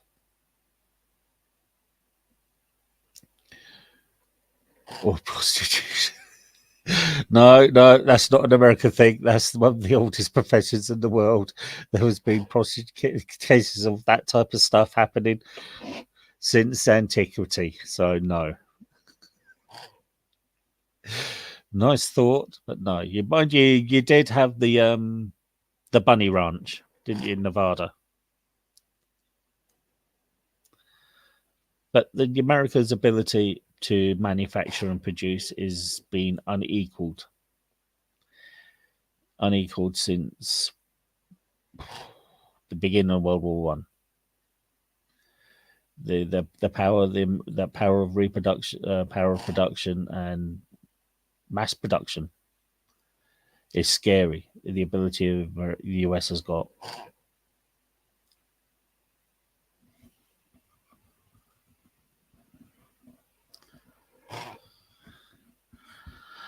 I think it's more to do with societal changes, not to do with food per se. Um, America has got same with. I've heard about that. Yes, I think I've read it. I need to read it. Is it about all these all these mice being put away into like a prison cell, and the society changes within the rat population? If I remember right.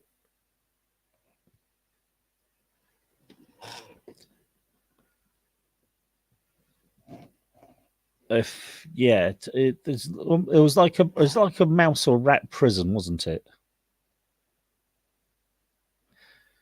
Or am I speaking about a different one? I'm not too sure. I think I know which one. I need to have a look it up. Next time I do a live, I've had that looked up. So I can't really answer that one yet without without seeing it. But if it's one I'm thinking of, I've definitely read it up. World War Two, Corner, that is a very good point. America was building planes by the minute. When it,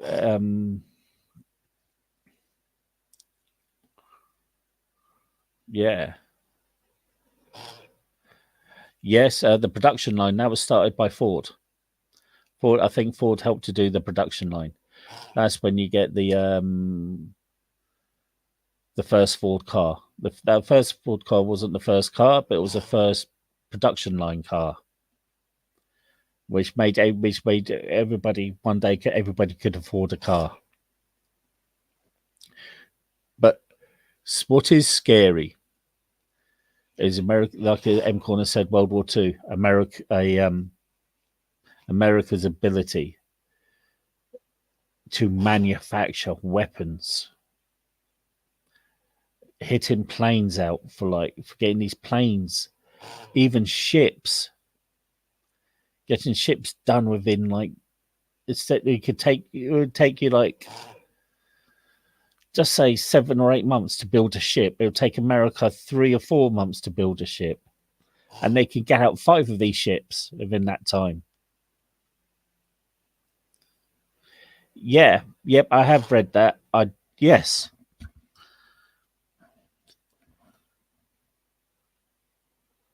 That is very true. America does have a lot of crops. There's the food production there too. But what is scary is actually the way America manufactures food. Some of the food isn't great. Some of the food shouldn't be served to people, but it is in America. There's a lot of American food banned in Europe because of the way it is.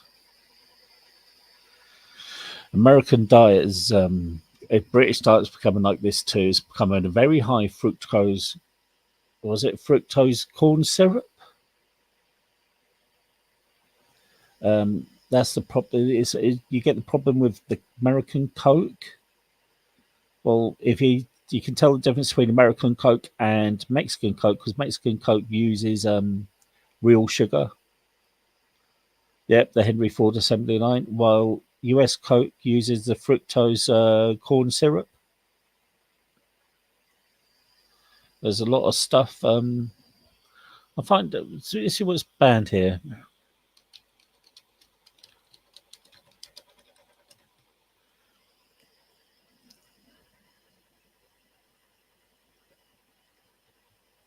Okay. So this is just from the BBC. So there's a lot of American foods that have been banned. Okay, so several sweets have been containing legal ingredients. Sweets meaning candy, containing legal ingredients have been seized from shops across the country. Mountain Dew drinks, Jolly Ranchers, Swedish fish, lemon heads, and they've been found to contain arsenic and geotoxic ingredients have been banned in the UK. But you can buy these in the US. This is just an example on how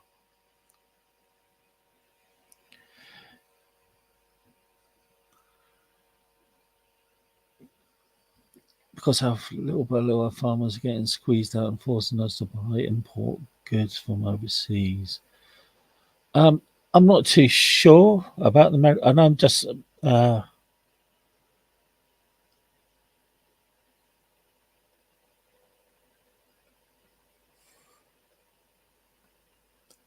I think also could a lot to blame is America's got a yes, the sugar industry, and also America's got a very high fast food. It's not diet. It's they've got a very high fast food restaurant count.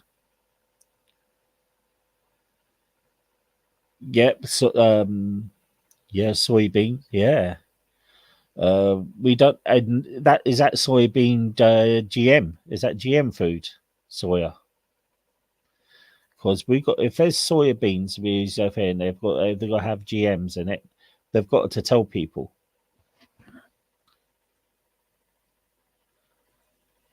Okay, so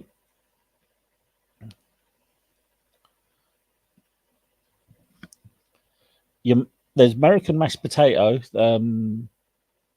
Hold on, this is from one website. So instant stuffing and mashed potatoes. There's butylated hydroc yosil. Couldn't even say that sober. No, I ain't gonna go there.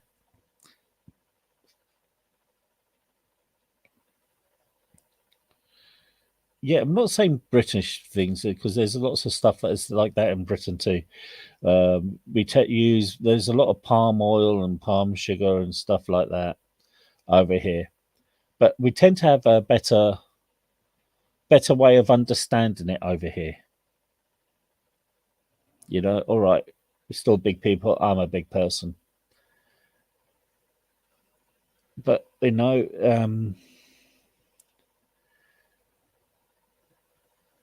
still makes a lot. Hershey still makes a lot in Pennsylvania. Yeah, but Hershey's has brought the Hershey's makes Cadbury's over there, but it makes it to the American recipe, doesn't it? Most of the stuff produced here prior. Yeah, I mean America's got the ability to do it. You really have. You're a big, massive country. Why do you need to import?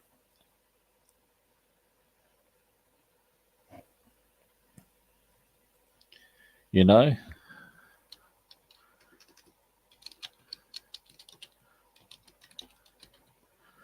why do you feel? Why does America feel the need to import stuff? Is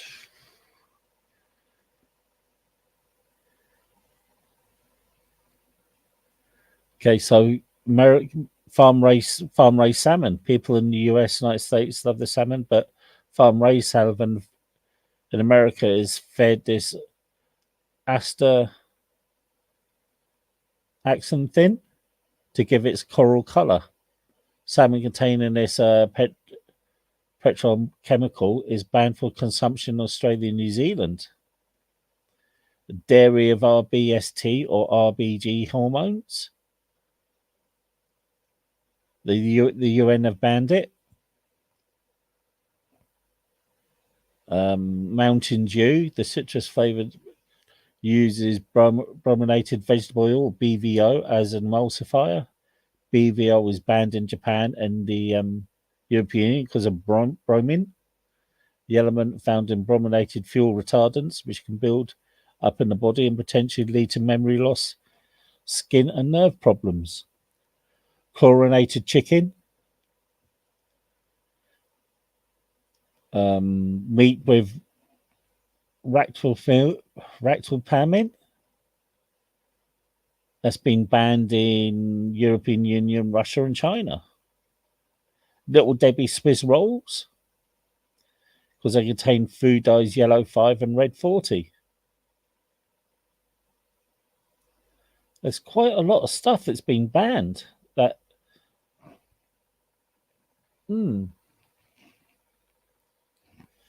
yeah, that's. Do you know, Sam? Do you know what that's a worldwide problem. That is just not an American problem. I'll tell you why that is. Because I was brought up in a village, and in my village, oh, there are more than four. There are more than four farms, and now they're all gone. Most of them are gone. They've been built on or just disappearing.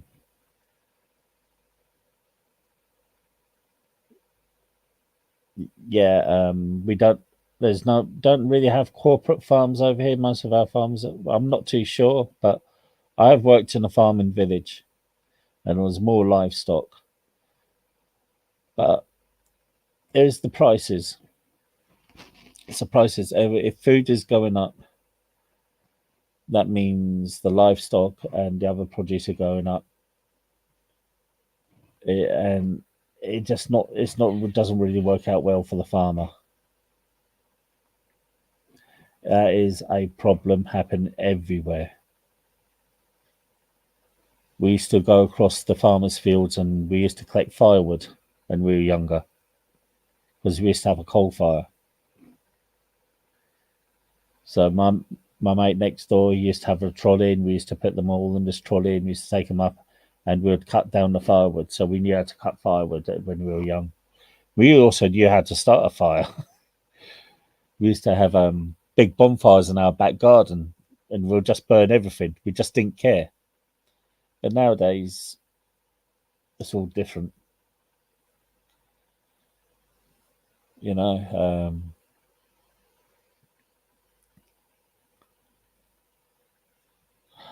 I tell you what's done it. It's not the corporate farm. It is maybe the corporate farms, but it's corporations of the food production, food manufacturing that's done it. Because you've got lost leaders in supermarkets. So they'd be so they give say like they had to sell a pint of milk in the US for like $1. How much of that $1 goes actually to the dairy where the milk comes from, and how much of it goes on actual transportation, packaging, production, before it even hits the shop floor. So you have to ask yourself that.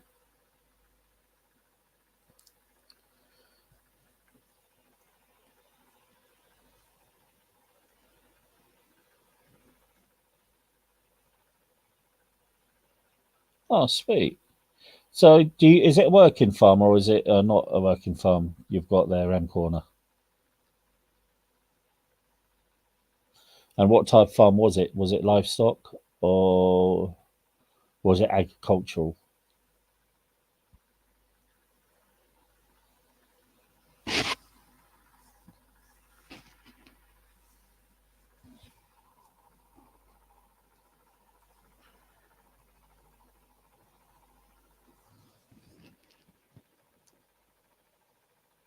Oh, nice one. So it's been handed down through the family then. Well, that's pretty cool.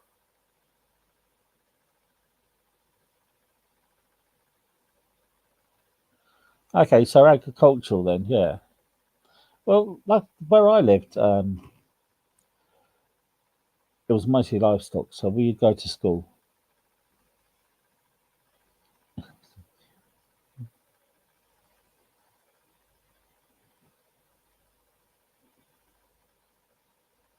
Wow. So yeah, so where I went to school, we'd sometimes go out to school there, and we'd go out in the school field, and there'd be cows next to you. There'd be cows in the other field there, and if you walk up across, you had farmers' fields, and to go across what they called the dead railway, or so go across the dead railway. There's other farmers' fields, and you can walk up to this place, and there'd be just you can stand there. You're in the top of the valley then, and you could just see fields of rapeseed and corn, and there used to be cabbage fields and other stuff there. And nowadays, it's not like that. We used to walk to this field to go to a friend's house, and there was a field, and the cabbages were so big. They really were. And you look at the cabbage nowadays, and they're small compared to what we used to buy. You know, they're massive cabbages. We used to go around, and we used to go damson picking from these trees. We'd go and collect blackberries, or if you're a little bit smarter, we'll go scrumping. And what the scrumping is, I don't know if you had it in America. You go into Pearson's garden and nick the apples from the trees. So you go and pick the apples there from the trees there. You go take that, take that. Um, and we used to go, and if we were hungry at school, and you go in the playground, you used to go and like a cob nut, which is almost like a hazelnut. We used to go and pick them. So there used to be quite a lot of stuff there, us, and yeah, but yeah, it's changed now. It's not. You don't have those things anymore.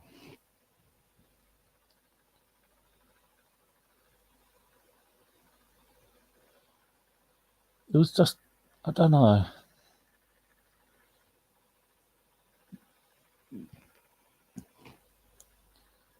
It's it's just strange how it works out, isn't it?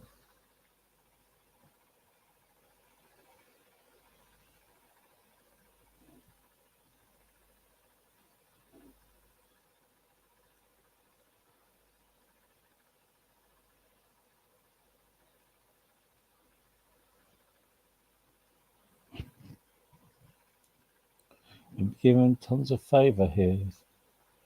All right.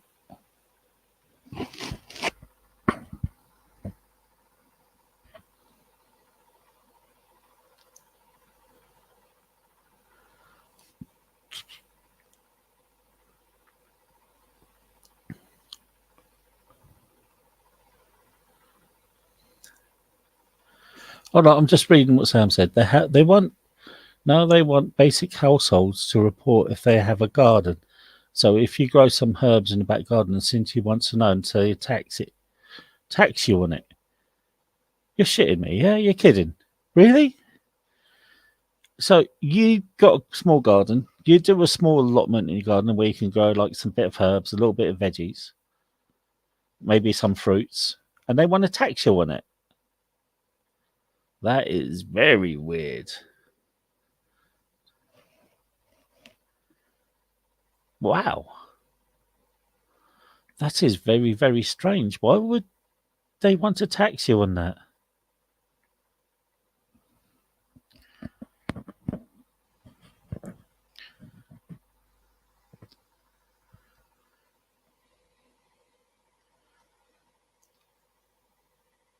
mean, in Britain, if you go just outside the cities where I am, or even some cities, you still got a back garden.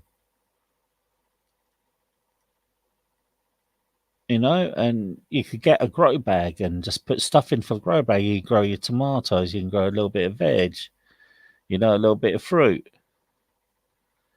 It's quite easily done here, and we don't have to worry about getting taxed onto that because that is just space to do things like that.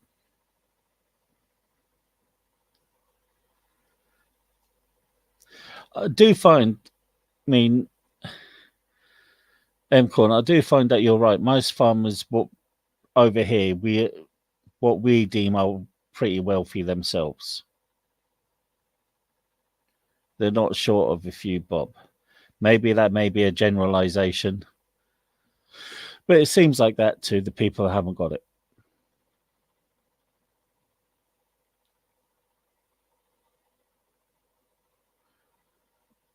Mm. Yeah, something I'm not gonna. Mm.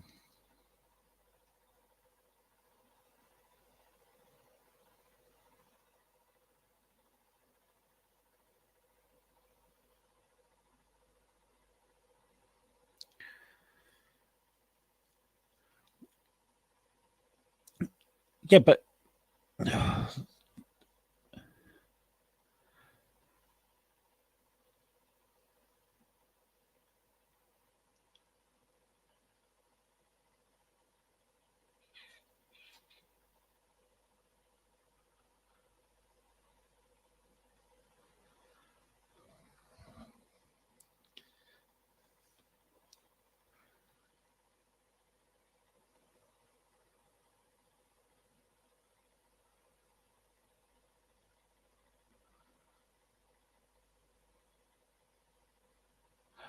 well, this is something I can't talk about much because I don't know about farmers. All I can say is what is perceived to be like farmers are perceived to be have a bit more money than the rest of us.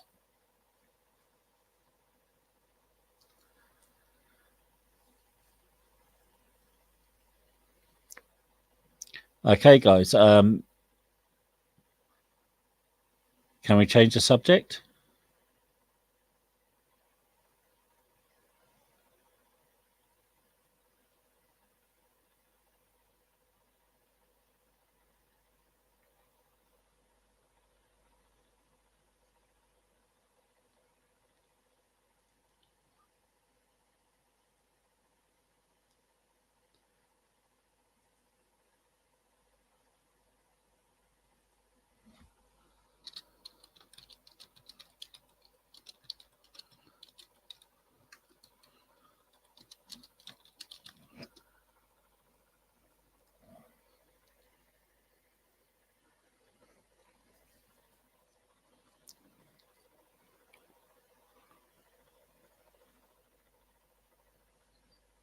Okay, so what would you guys, apart from farming, we're not going to talk about farming now.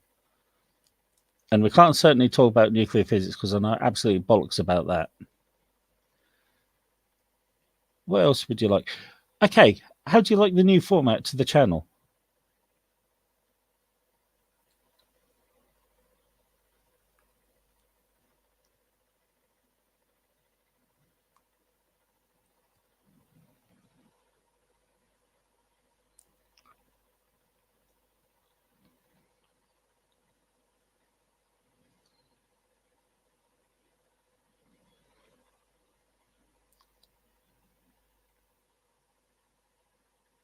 You like where it's going. You like the crime and history stuff. It's and the little discussions at the end of it. You know, it gives a chance for people to have their say in what they think happened.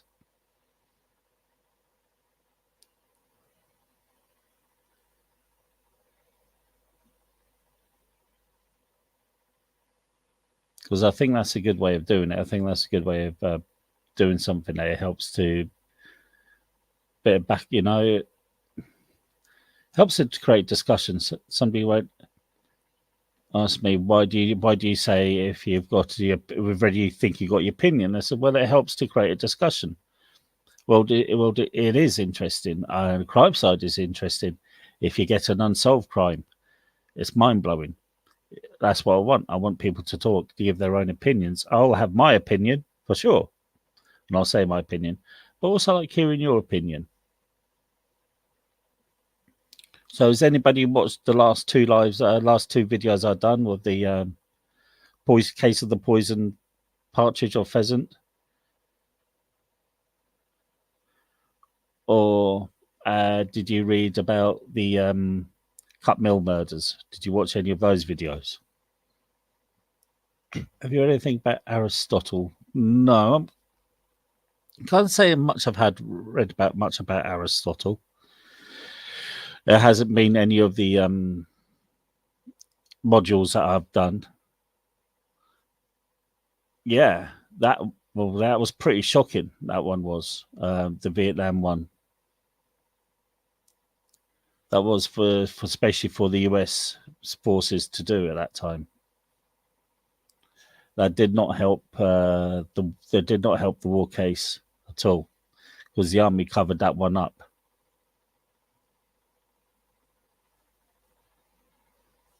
Well, there's been a couple more lives there, Sam. I've done more lives. I've done a live about the case of the poisoned pheasant or partridge, and the cut mill murders, and Vietnam. Well, yeah, Vietnam was a brutal war. But do you know how many wars have been in Vietnam? Britain fought the Viet Cong, and they built the Viet Cong just after World War II. France fought the Viet Cong, and they were getting beat. Australia and New Zealand got involved, and then the US got involved too. Well, that's yes, and that was their biggest war. And that was it was quite a lot of good young men died in that one.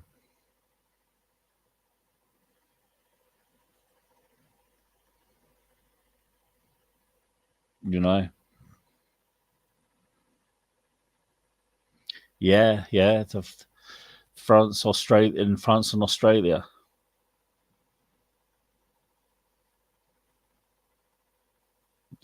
Then it just blossomed into this thing, and I've got doing another short soon too. It will be out for Monday, Tuesday, and it's going to be a follow up to a thing about. I'm not going to say much about it.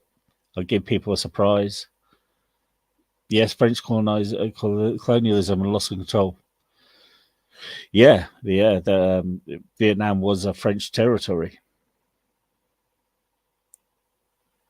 and definitely a loss of control.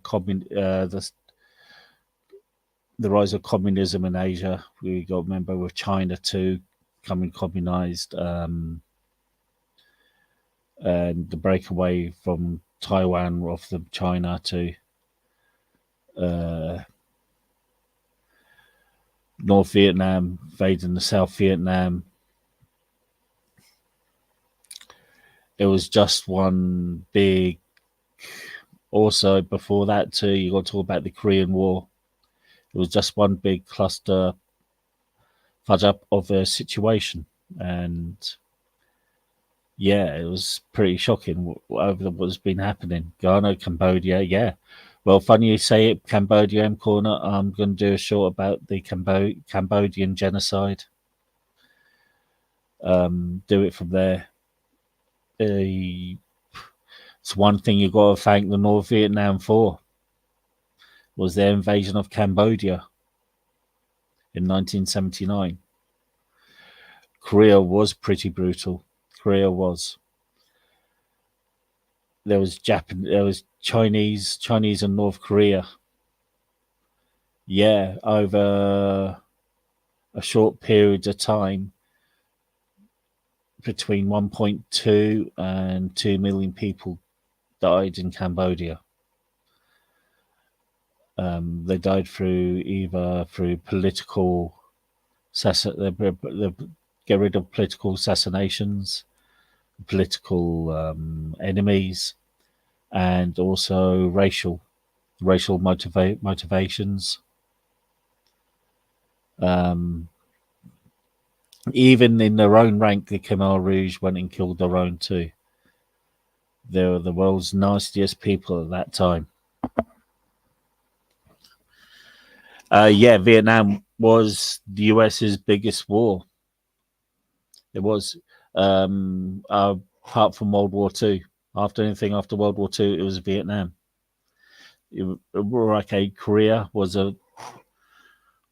the biggest war after World War II, but then Vietnam took over. The amount of men died in Vietnam needlessly there. Young men were getting sent there straight from boot camp, and they weren't handling it at all. I mean, I find out how many.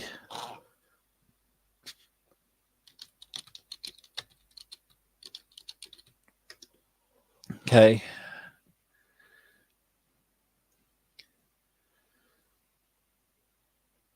Yeah, how many US died in Vietnam? Was just under 58,500 men. Yeah, 58. Okay, so it's 58,220,000 US personnel.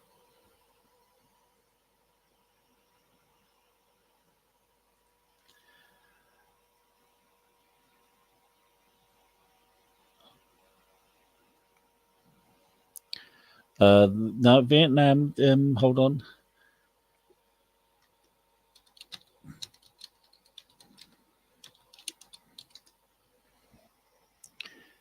Okay, so the Vietnam War lasts from 1955 to 1975. The US joined. Hold on, let me see. When did the US join?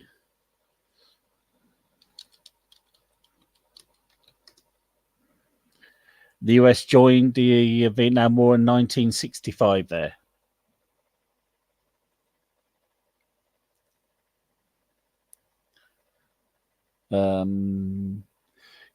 Iraq and Afghanistan, that's under the War of Terror. The War on Terror, yeah.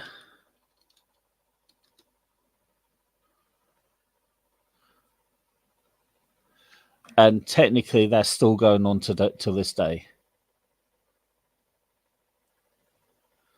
That was from 2001 to August 2021. But it's still going. The War on Terror is still probably going on today. US joined the Vietnam War on the 8th of March 1965, where 3,500 US Marines came on shore at Da Nang and was the first wave of combat troops into South Vietnam, adding to the 25,000 military advisors that are already there in place. My granddad's cousin. She worked with the US Armed Forces in Vietnam. She was there at the fall of Saigon.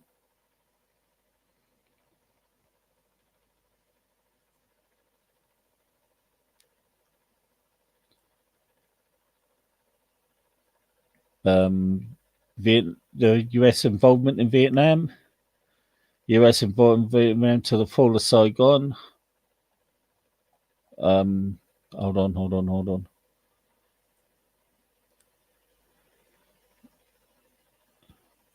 I think the Vietnam War ended in the 1975, where the war of Vietnam ended.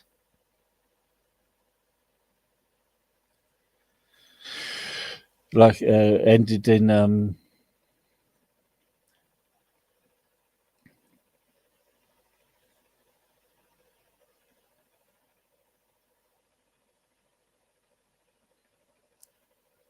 ended with the fall of Saigon there.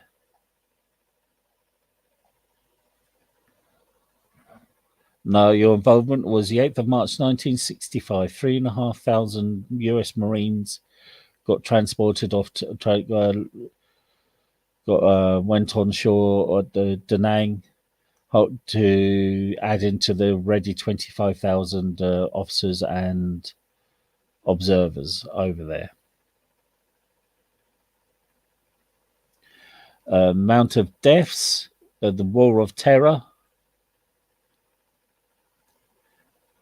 Okay.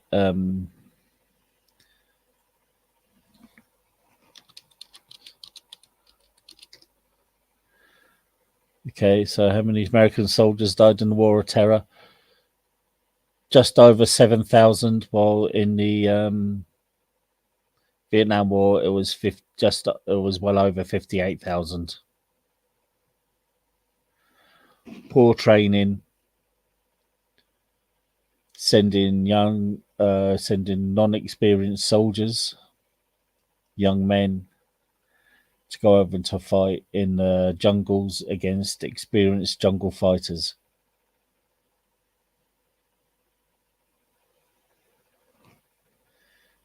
It was absolute carnage.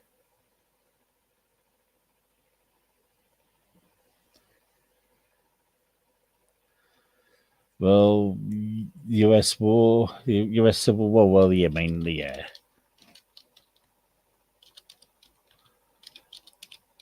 I mean, that's a different matter. That really is a different matter because that's World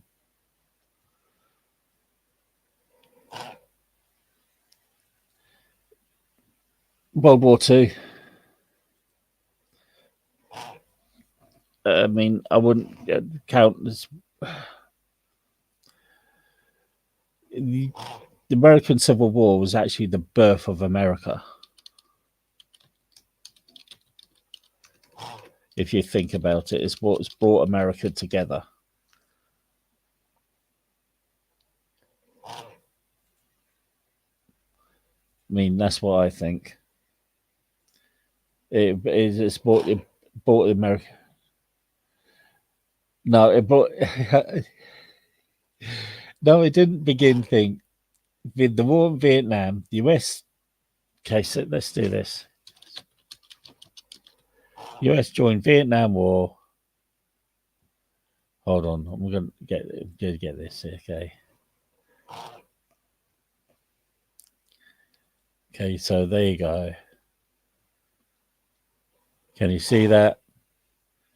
On the 8th of March 1965, 3,500 US Marines came on shore at Da Nang as the first wave of US combat troops into South Vietnam, adding to the 25,000 military advisors already in place.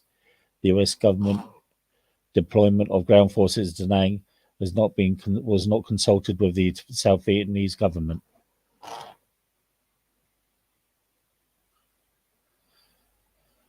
Well, sorry. Well, like I said, the US Civil War was actually the birth of the US. Even though George Washington could be classified as the granddad of the US, Abraham Lincoln could be classified as the dad because he's the one that basically helped to win, helped to beat the South.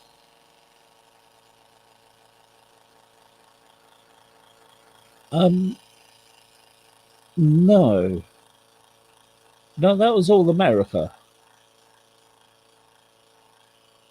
No, that was definitely is technically no, no. There was no UN action for that. That was America.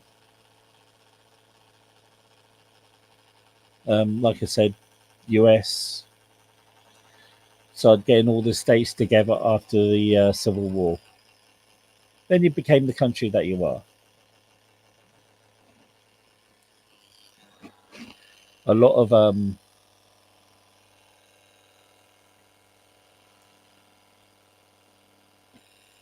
mean, if you ever look at, I mean, there's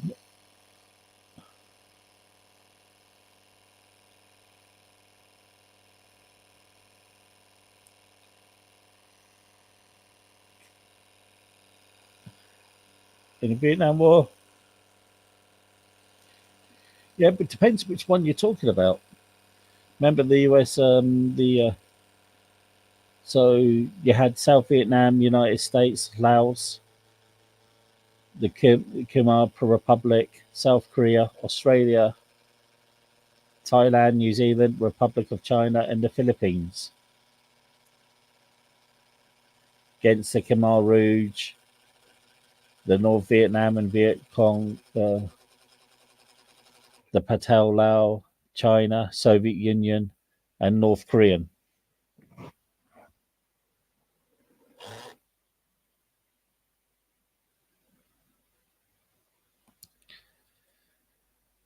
Here's a lot of the mistakes that Americans make. There's been no British, there's been no English army since 1666. So when Americans say from England, no, it's from Great Britain.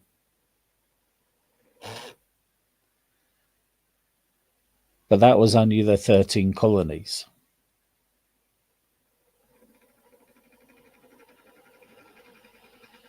The South, the American Civil War involved all of the states. That's why I considered it. That's why I consider the Civil War to be the birth of the US.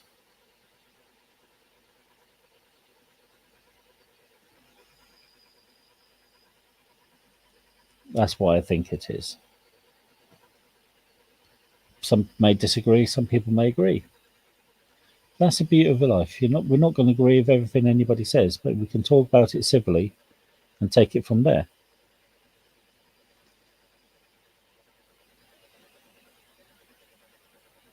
Uh, Encore, no, no, that was a really weird one. I don't think that war was ever supposed to have happened, but it did. The US tried to invade Canada, tried to stop you. There was something about the Royal Navy ships. Then you had the Battle of New Orleans, which was a battle that was not supposed to take place, which killed loads of people. But it's all part of being grown to be a nation. I mean, if you look at it this way, look at Israel. When Israel first, when the state of Israel or the country of Israel could think,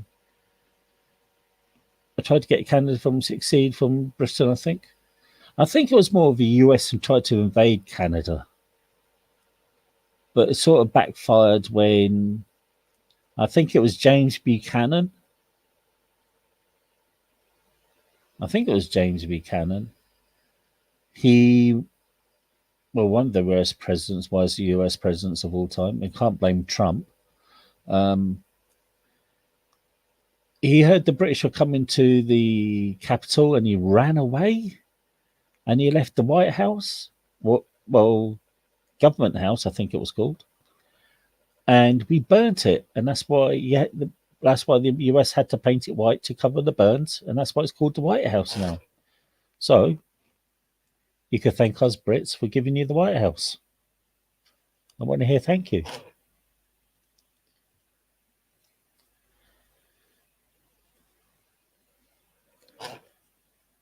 Was it Madison? I'm not too sure my presidents, but he done a runner.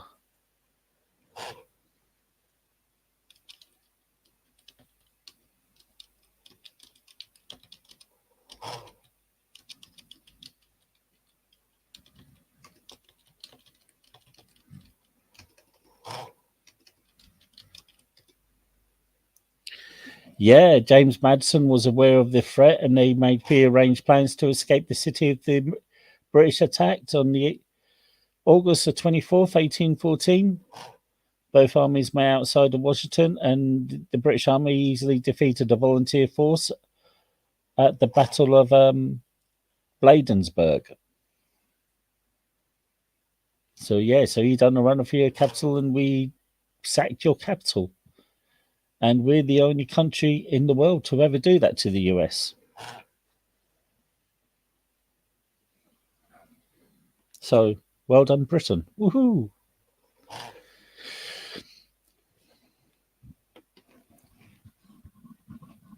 Mm.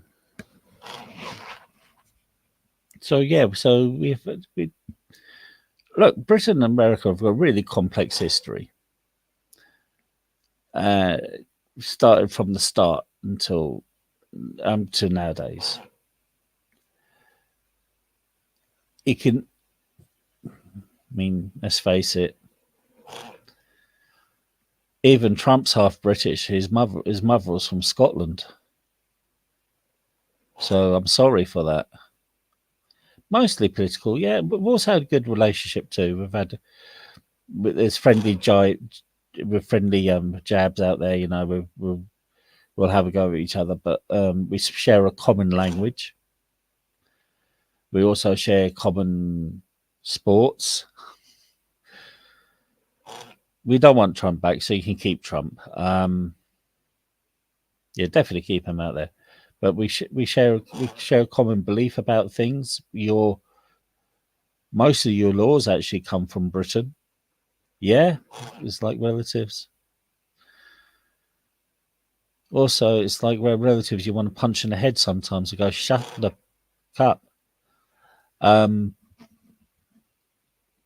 yeah, we share more things than we know. We share foods. We share beliefs. Um, and we share a purpose, and that is one of the best things we can do. You know, wherever America's in trouble, you can be sure Britain will be there. Common law judges, yeah. Um, your right to bear arms, that comes under the English Bill of Rights of 1666. You also shared the Magna. You also took the Magna Carta and used that as law, and that stems from England. I've got to say England because Magna Carta was made. It wasn't Scottish. It's not British. It was first signed in England.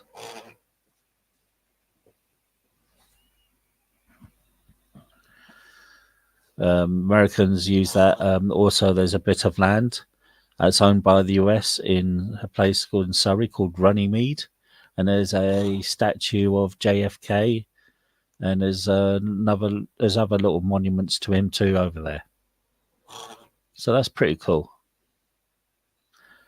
Also near where I live, there's a place called Brookwood Cemetery, and in there's a US piece of land too, and it was one of the only World War One naval graveyards, US Navy graveyards. Hold on, let me get this for you. I've got it here. I'll put it down if you want to see it. Hold on. It's in my shorts area. Just I'm going to get it here. Um, I've got to find it though, so please bear with me.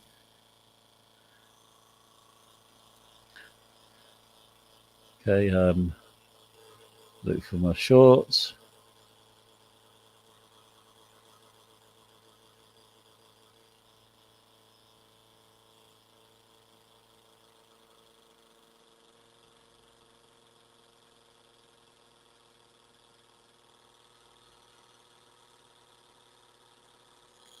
Hold on. I'm still looking.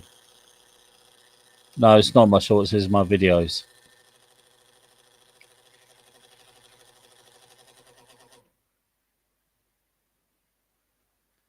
So I've got to have a look here. Please bear with me. Okay.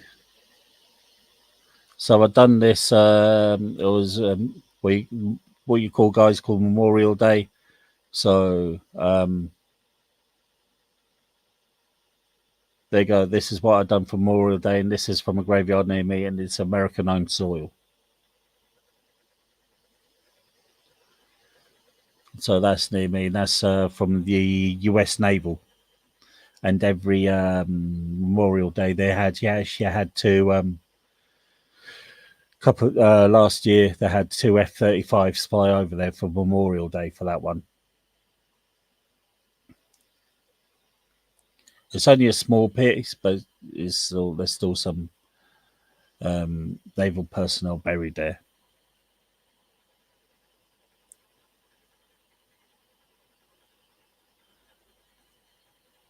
So there is quite a lot. There is quite a lot culturally and friendship and a little bit of banter and a little bit of gentle ribbing. You know, a lot of British people still appreciate what American done in the Second World War. They know that American troops died, and they totally respect that.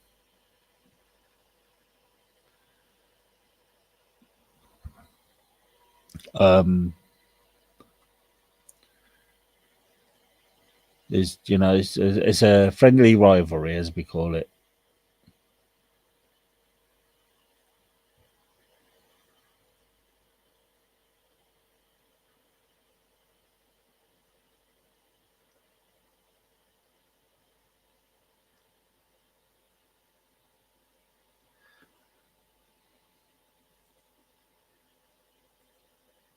Hold on.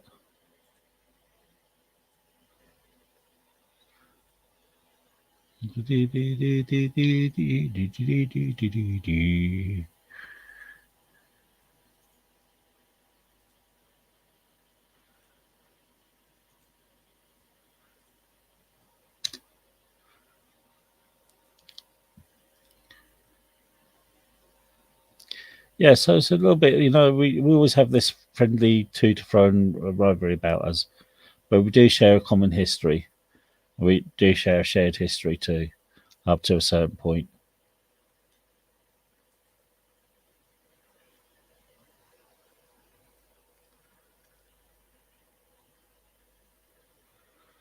Oh dear.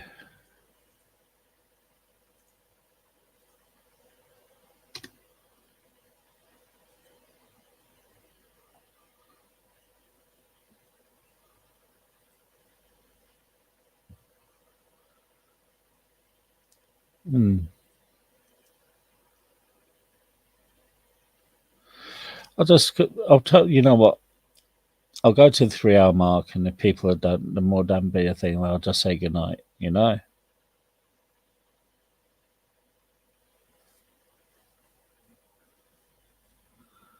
But I do love Scotland too.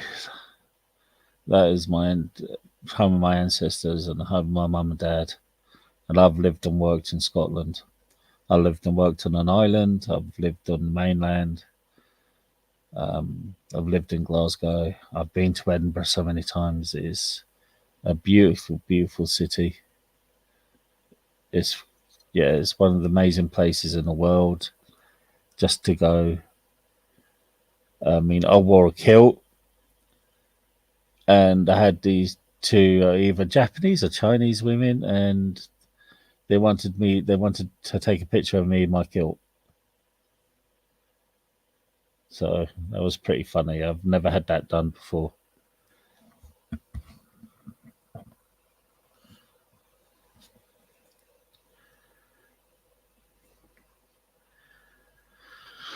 Ah, dear, dear, dear.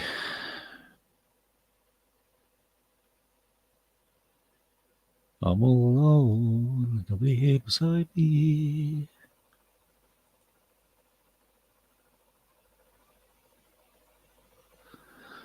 I've never heard of that saying. Really, I haven't. That's an interesting saying. I've never heard of the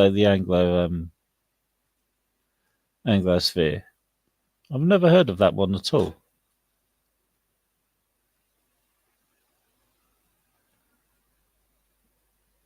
It's interesting.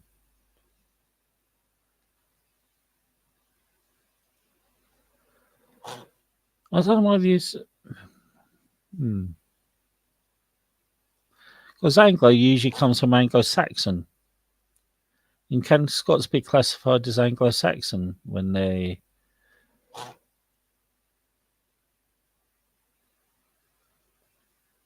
And not from. I don't think the Saxons. I need to look that. I need to find that up. Not too sure about the Saxons and Scotland, nor what the relationship is there. Okay. Well, that does make a bit of sense, and if they've got that type of thing, the Francosphere and the Spaniosphere, because those are the three main countries that made the US, and of course Germany. Lots of people Germany. Well, Germany wasn't a country then, but there were still different states from Germany. You know, um,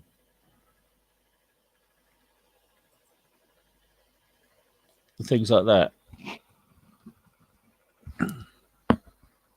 And you had a little bit of Dutch. Yes, you can't forget the Dutch. They did hold a little bit in South America. I think in South America, they're more predominant in the North America. It's like the Portuguese. Portuguese were more predominantly in the South Americas than in the US. Trying to think, was the Dutch involved in India or Asia? I think they were involved in India and Asia too. The Dutch, most likely were. And don't forget the mass migration from Europe to the US during the Industrial Revolution. Yeah, yeah, the US was New Amsterdam. That's right. But the British took it over and made New York. Oh, when they made the Big Apple. Yeah, the Dutch were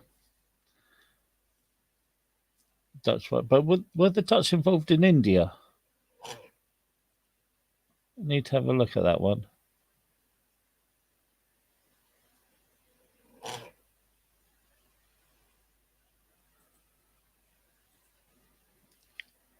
I know the Portuguese were involved in India because there's some Portuguese cooking that was incorporated into Indian cooking, which is a thing. You notice that in any place that's been colonized, food in the US. No, the Belgians, they were more interested in the Congo. In fact, the Belgians done a horrible thing in the Congo. I'm gonna may do a good, may do a short on that one too. The Belgians were really cruel in the Congo there. Everybody talks about the British Empire and what they done. Okay, no, the British Empire done a lot of bad things, but look at what Belgium's done in the Congo there. It was absolutely shocking. Um, the French were involved in India, and Norwegians were involved in India too. Norway. Um, South Africa, there was more the Dutch and the British,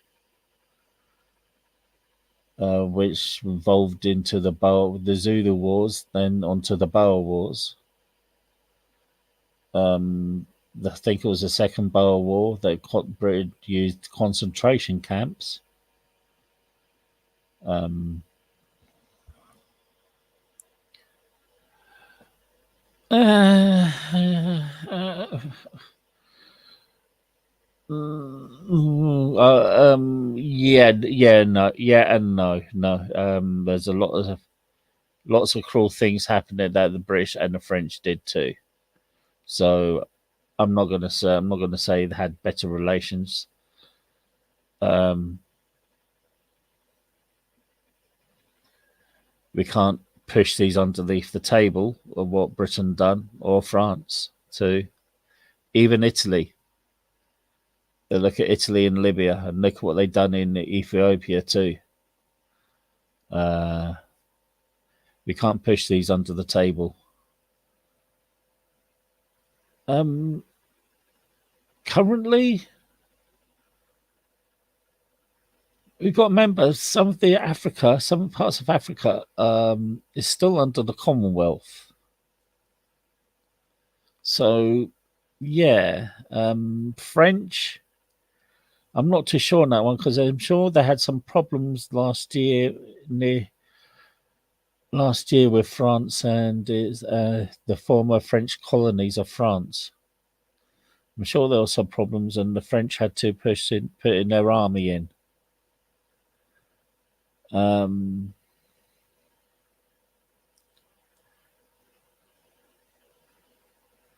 just trying to think.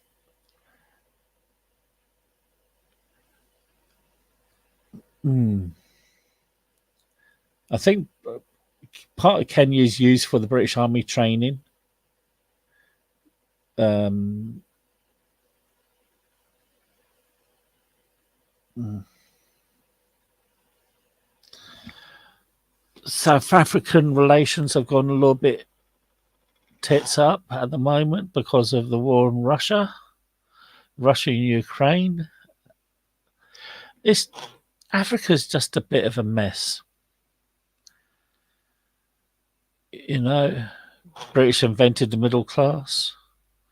Well, we've done something at least.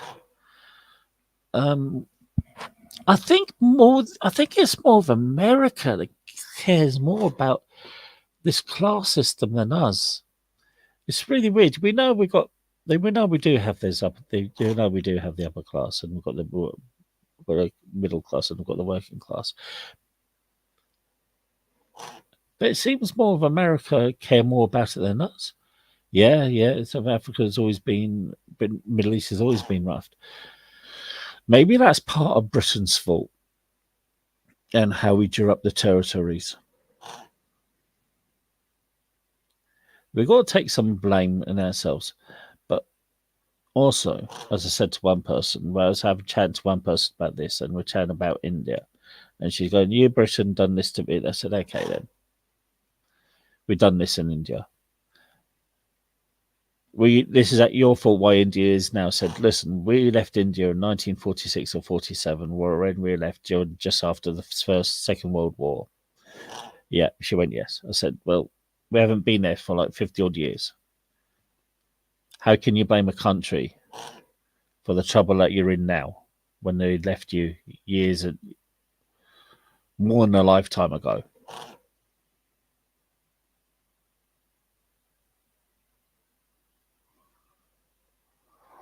Yeah, but it's still, you care more about this class system than us. We just don't really give much of a thought about it. We know it's there, but it's not really a big thing to us. Unless you're a meat royalty, of course, then we've got to bow our heads and go, well, thank you there. Well, thank you. Thank you. But even then, we don't have to do that. Nobody's going to chop off though your head is if you don't bow to King Charles anymore. You can't get arrested for not bowing.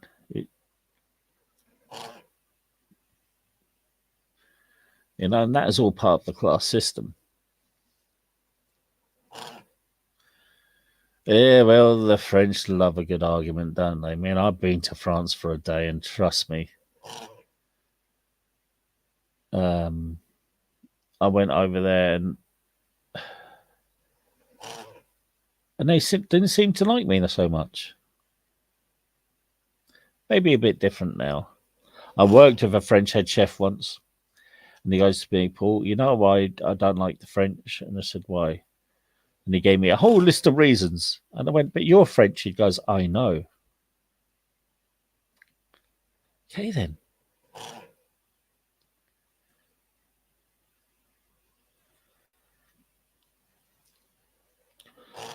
Oh, I've just heard. Donald Trump will win South Carolina's Republican primary. The Associated Press projected, beating the former United Nations ambassador Nikki Haley in her home state and further consolidating his path to a third straight GOP nomination. Yeah, they do have that type of thing about them. They really do. You got to look at after World War Two. I mean, Britain was a capitalist city of the Free French in World War Two. So just after World War Two, I think in the 1950s, you had the European Common Market being made. Britain applied to join, and I think it was Charles de Gaulle who knocked us back. And we were supposed to be an ally of his during the war. But no, he knocked us back there. Then we went and joined in the 1970s, 74, and rejoined. Then in 1991, they turned the tables on us and they said, oh, we invented this new European Union. You can join. John Major signed the Maastricht Treaty. People were not liking what was being signed. And Tony Blair said, okay. So before the signing of the Lisbon Treaty, we're going to hold a referendum. Tony Blair promised his referendum on the election promise. He never held it and he signed the Lisbon Treaty. So all this thing about Britain in the EU could have been sorted out in 2007 if Tony Blair kept to his word. But the French, yes, French can be rude to people. They're even rude to themselves. So, yeah. Okay, so I'm going to knock this on the head early than expected. I'm going to say thank you to everybody being here. Thank you, people who joined in the chat. This is just a one-off because I was just a bit bored. Thank you for appearing. Thank you for being in the chat. Yeah, it's just the way the French are, mate. It really is. But thank you to everybody who's been here. Thank you to the people in the chat. Look after yourselves. Have a good night. You'll take care and have a blessed day. And I'll speak to you guys soon. Look after yourselves. And thank you, M Corner, for being here too, mate. It's been an absolute pleasure. All take care now. Goodbye.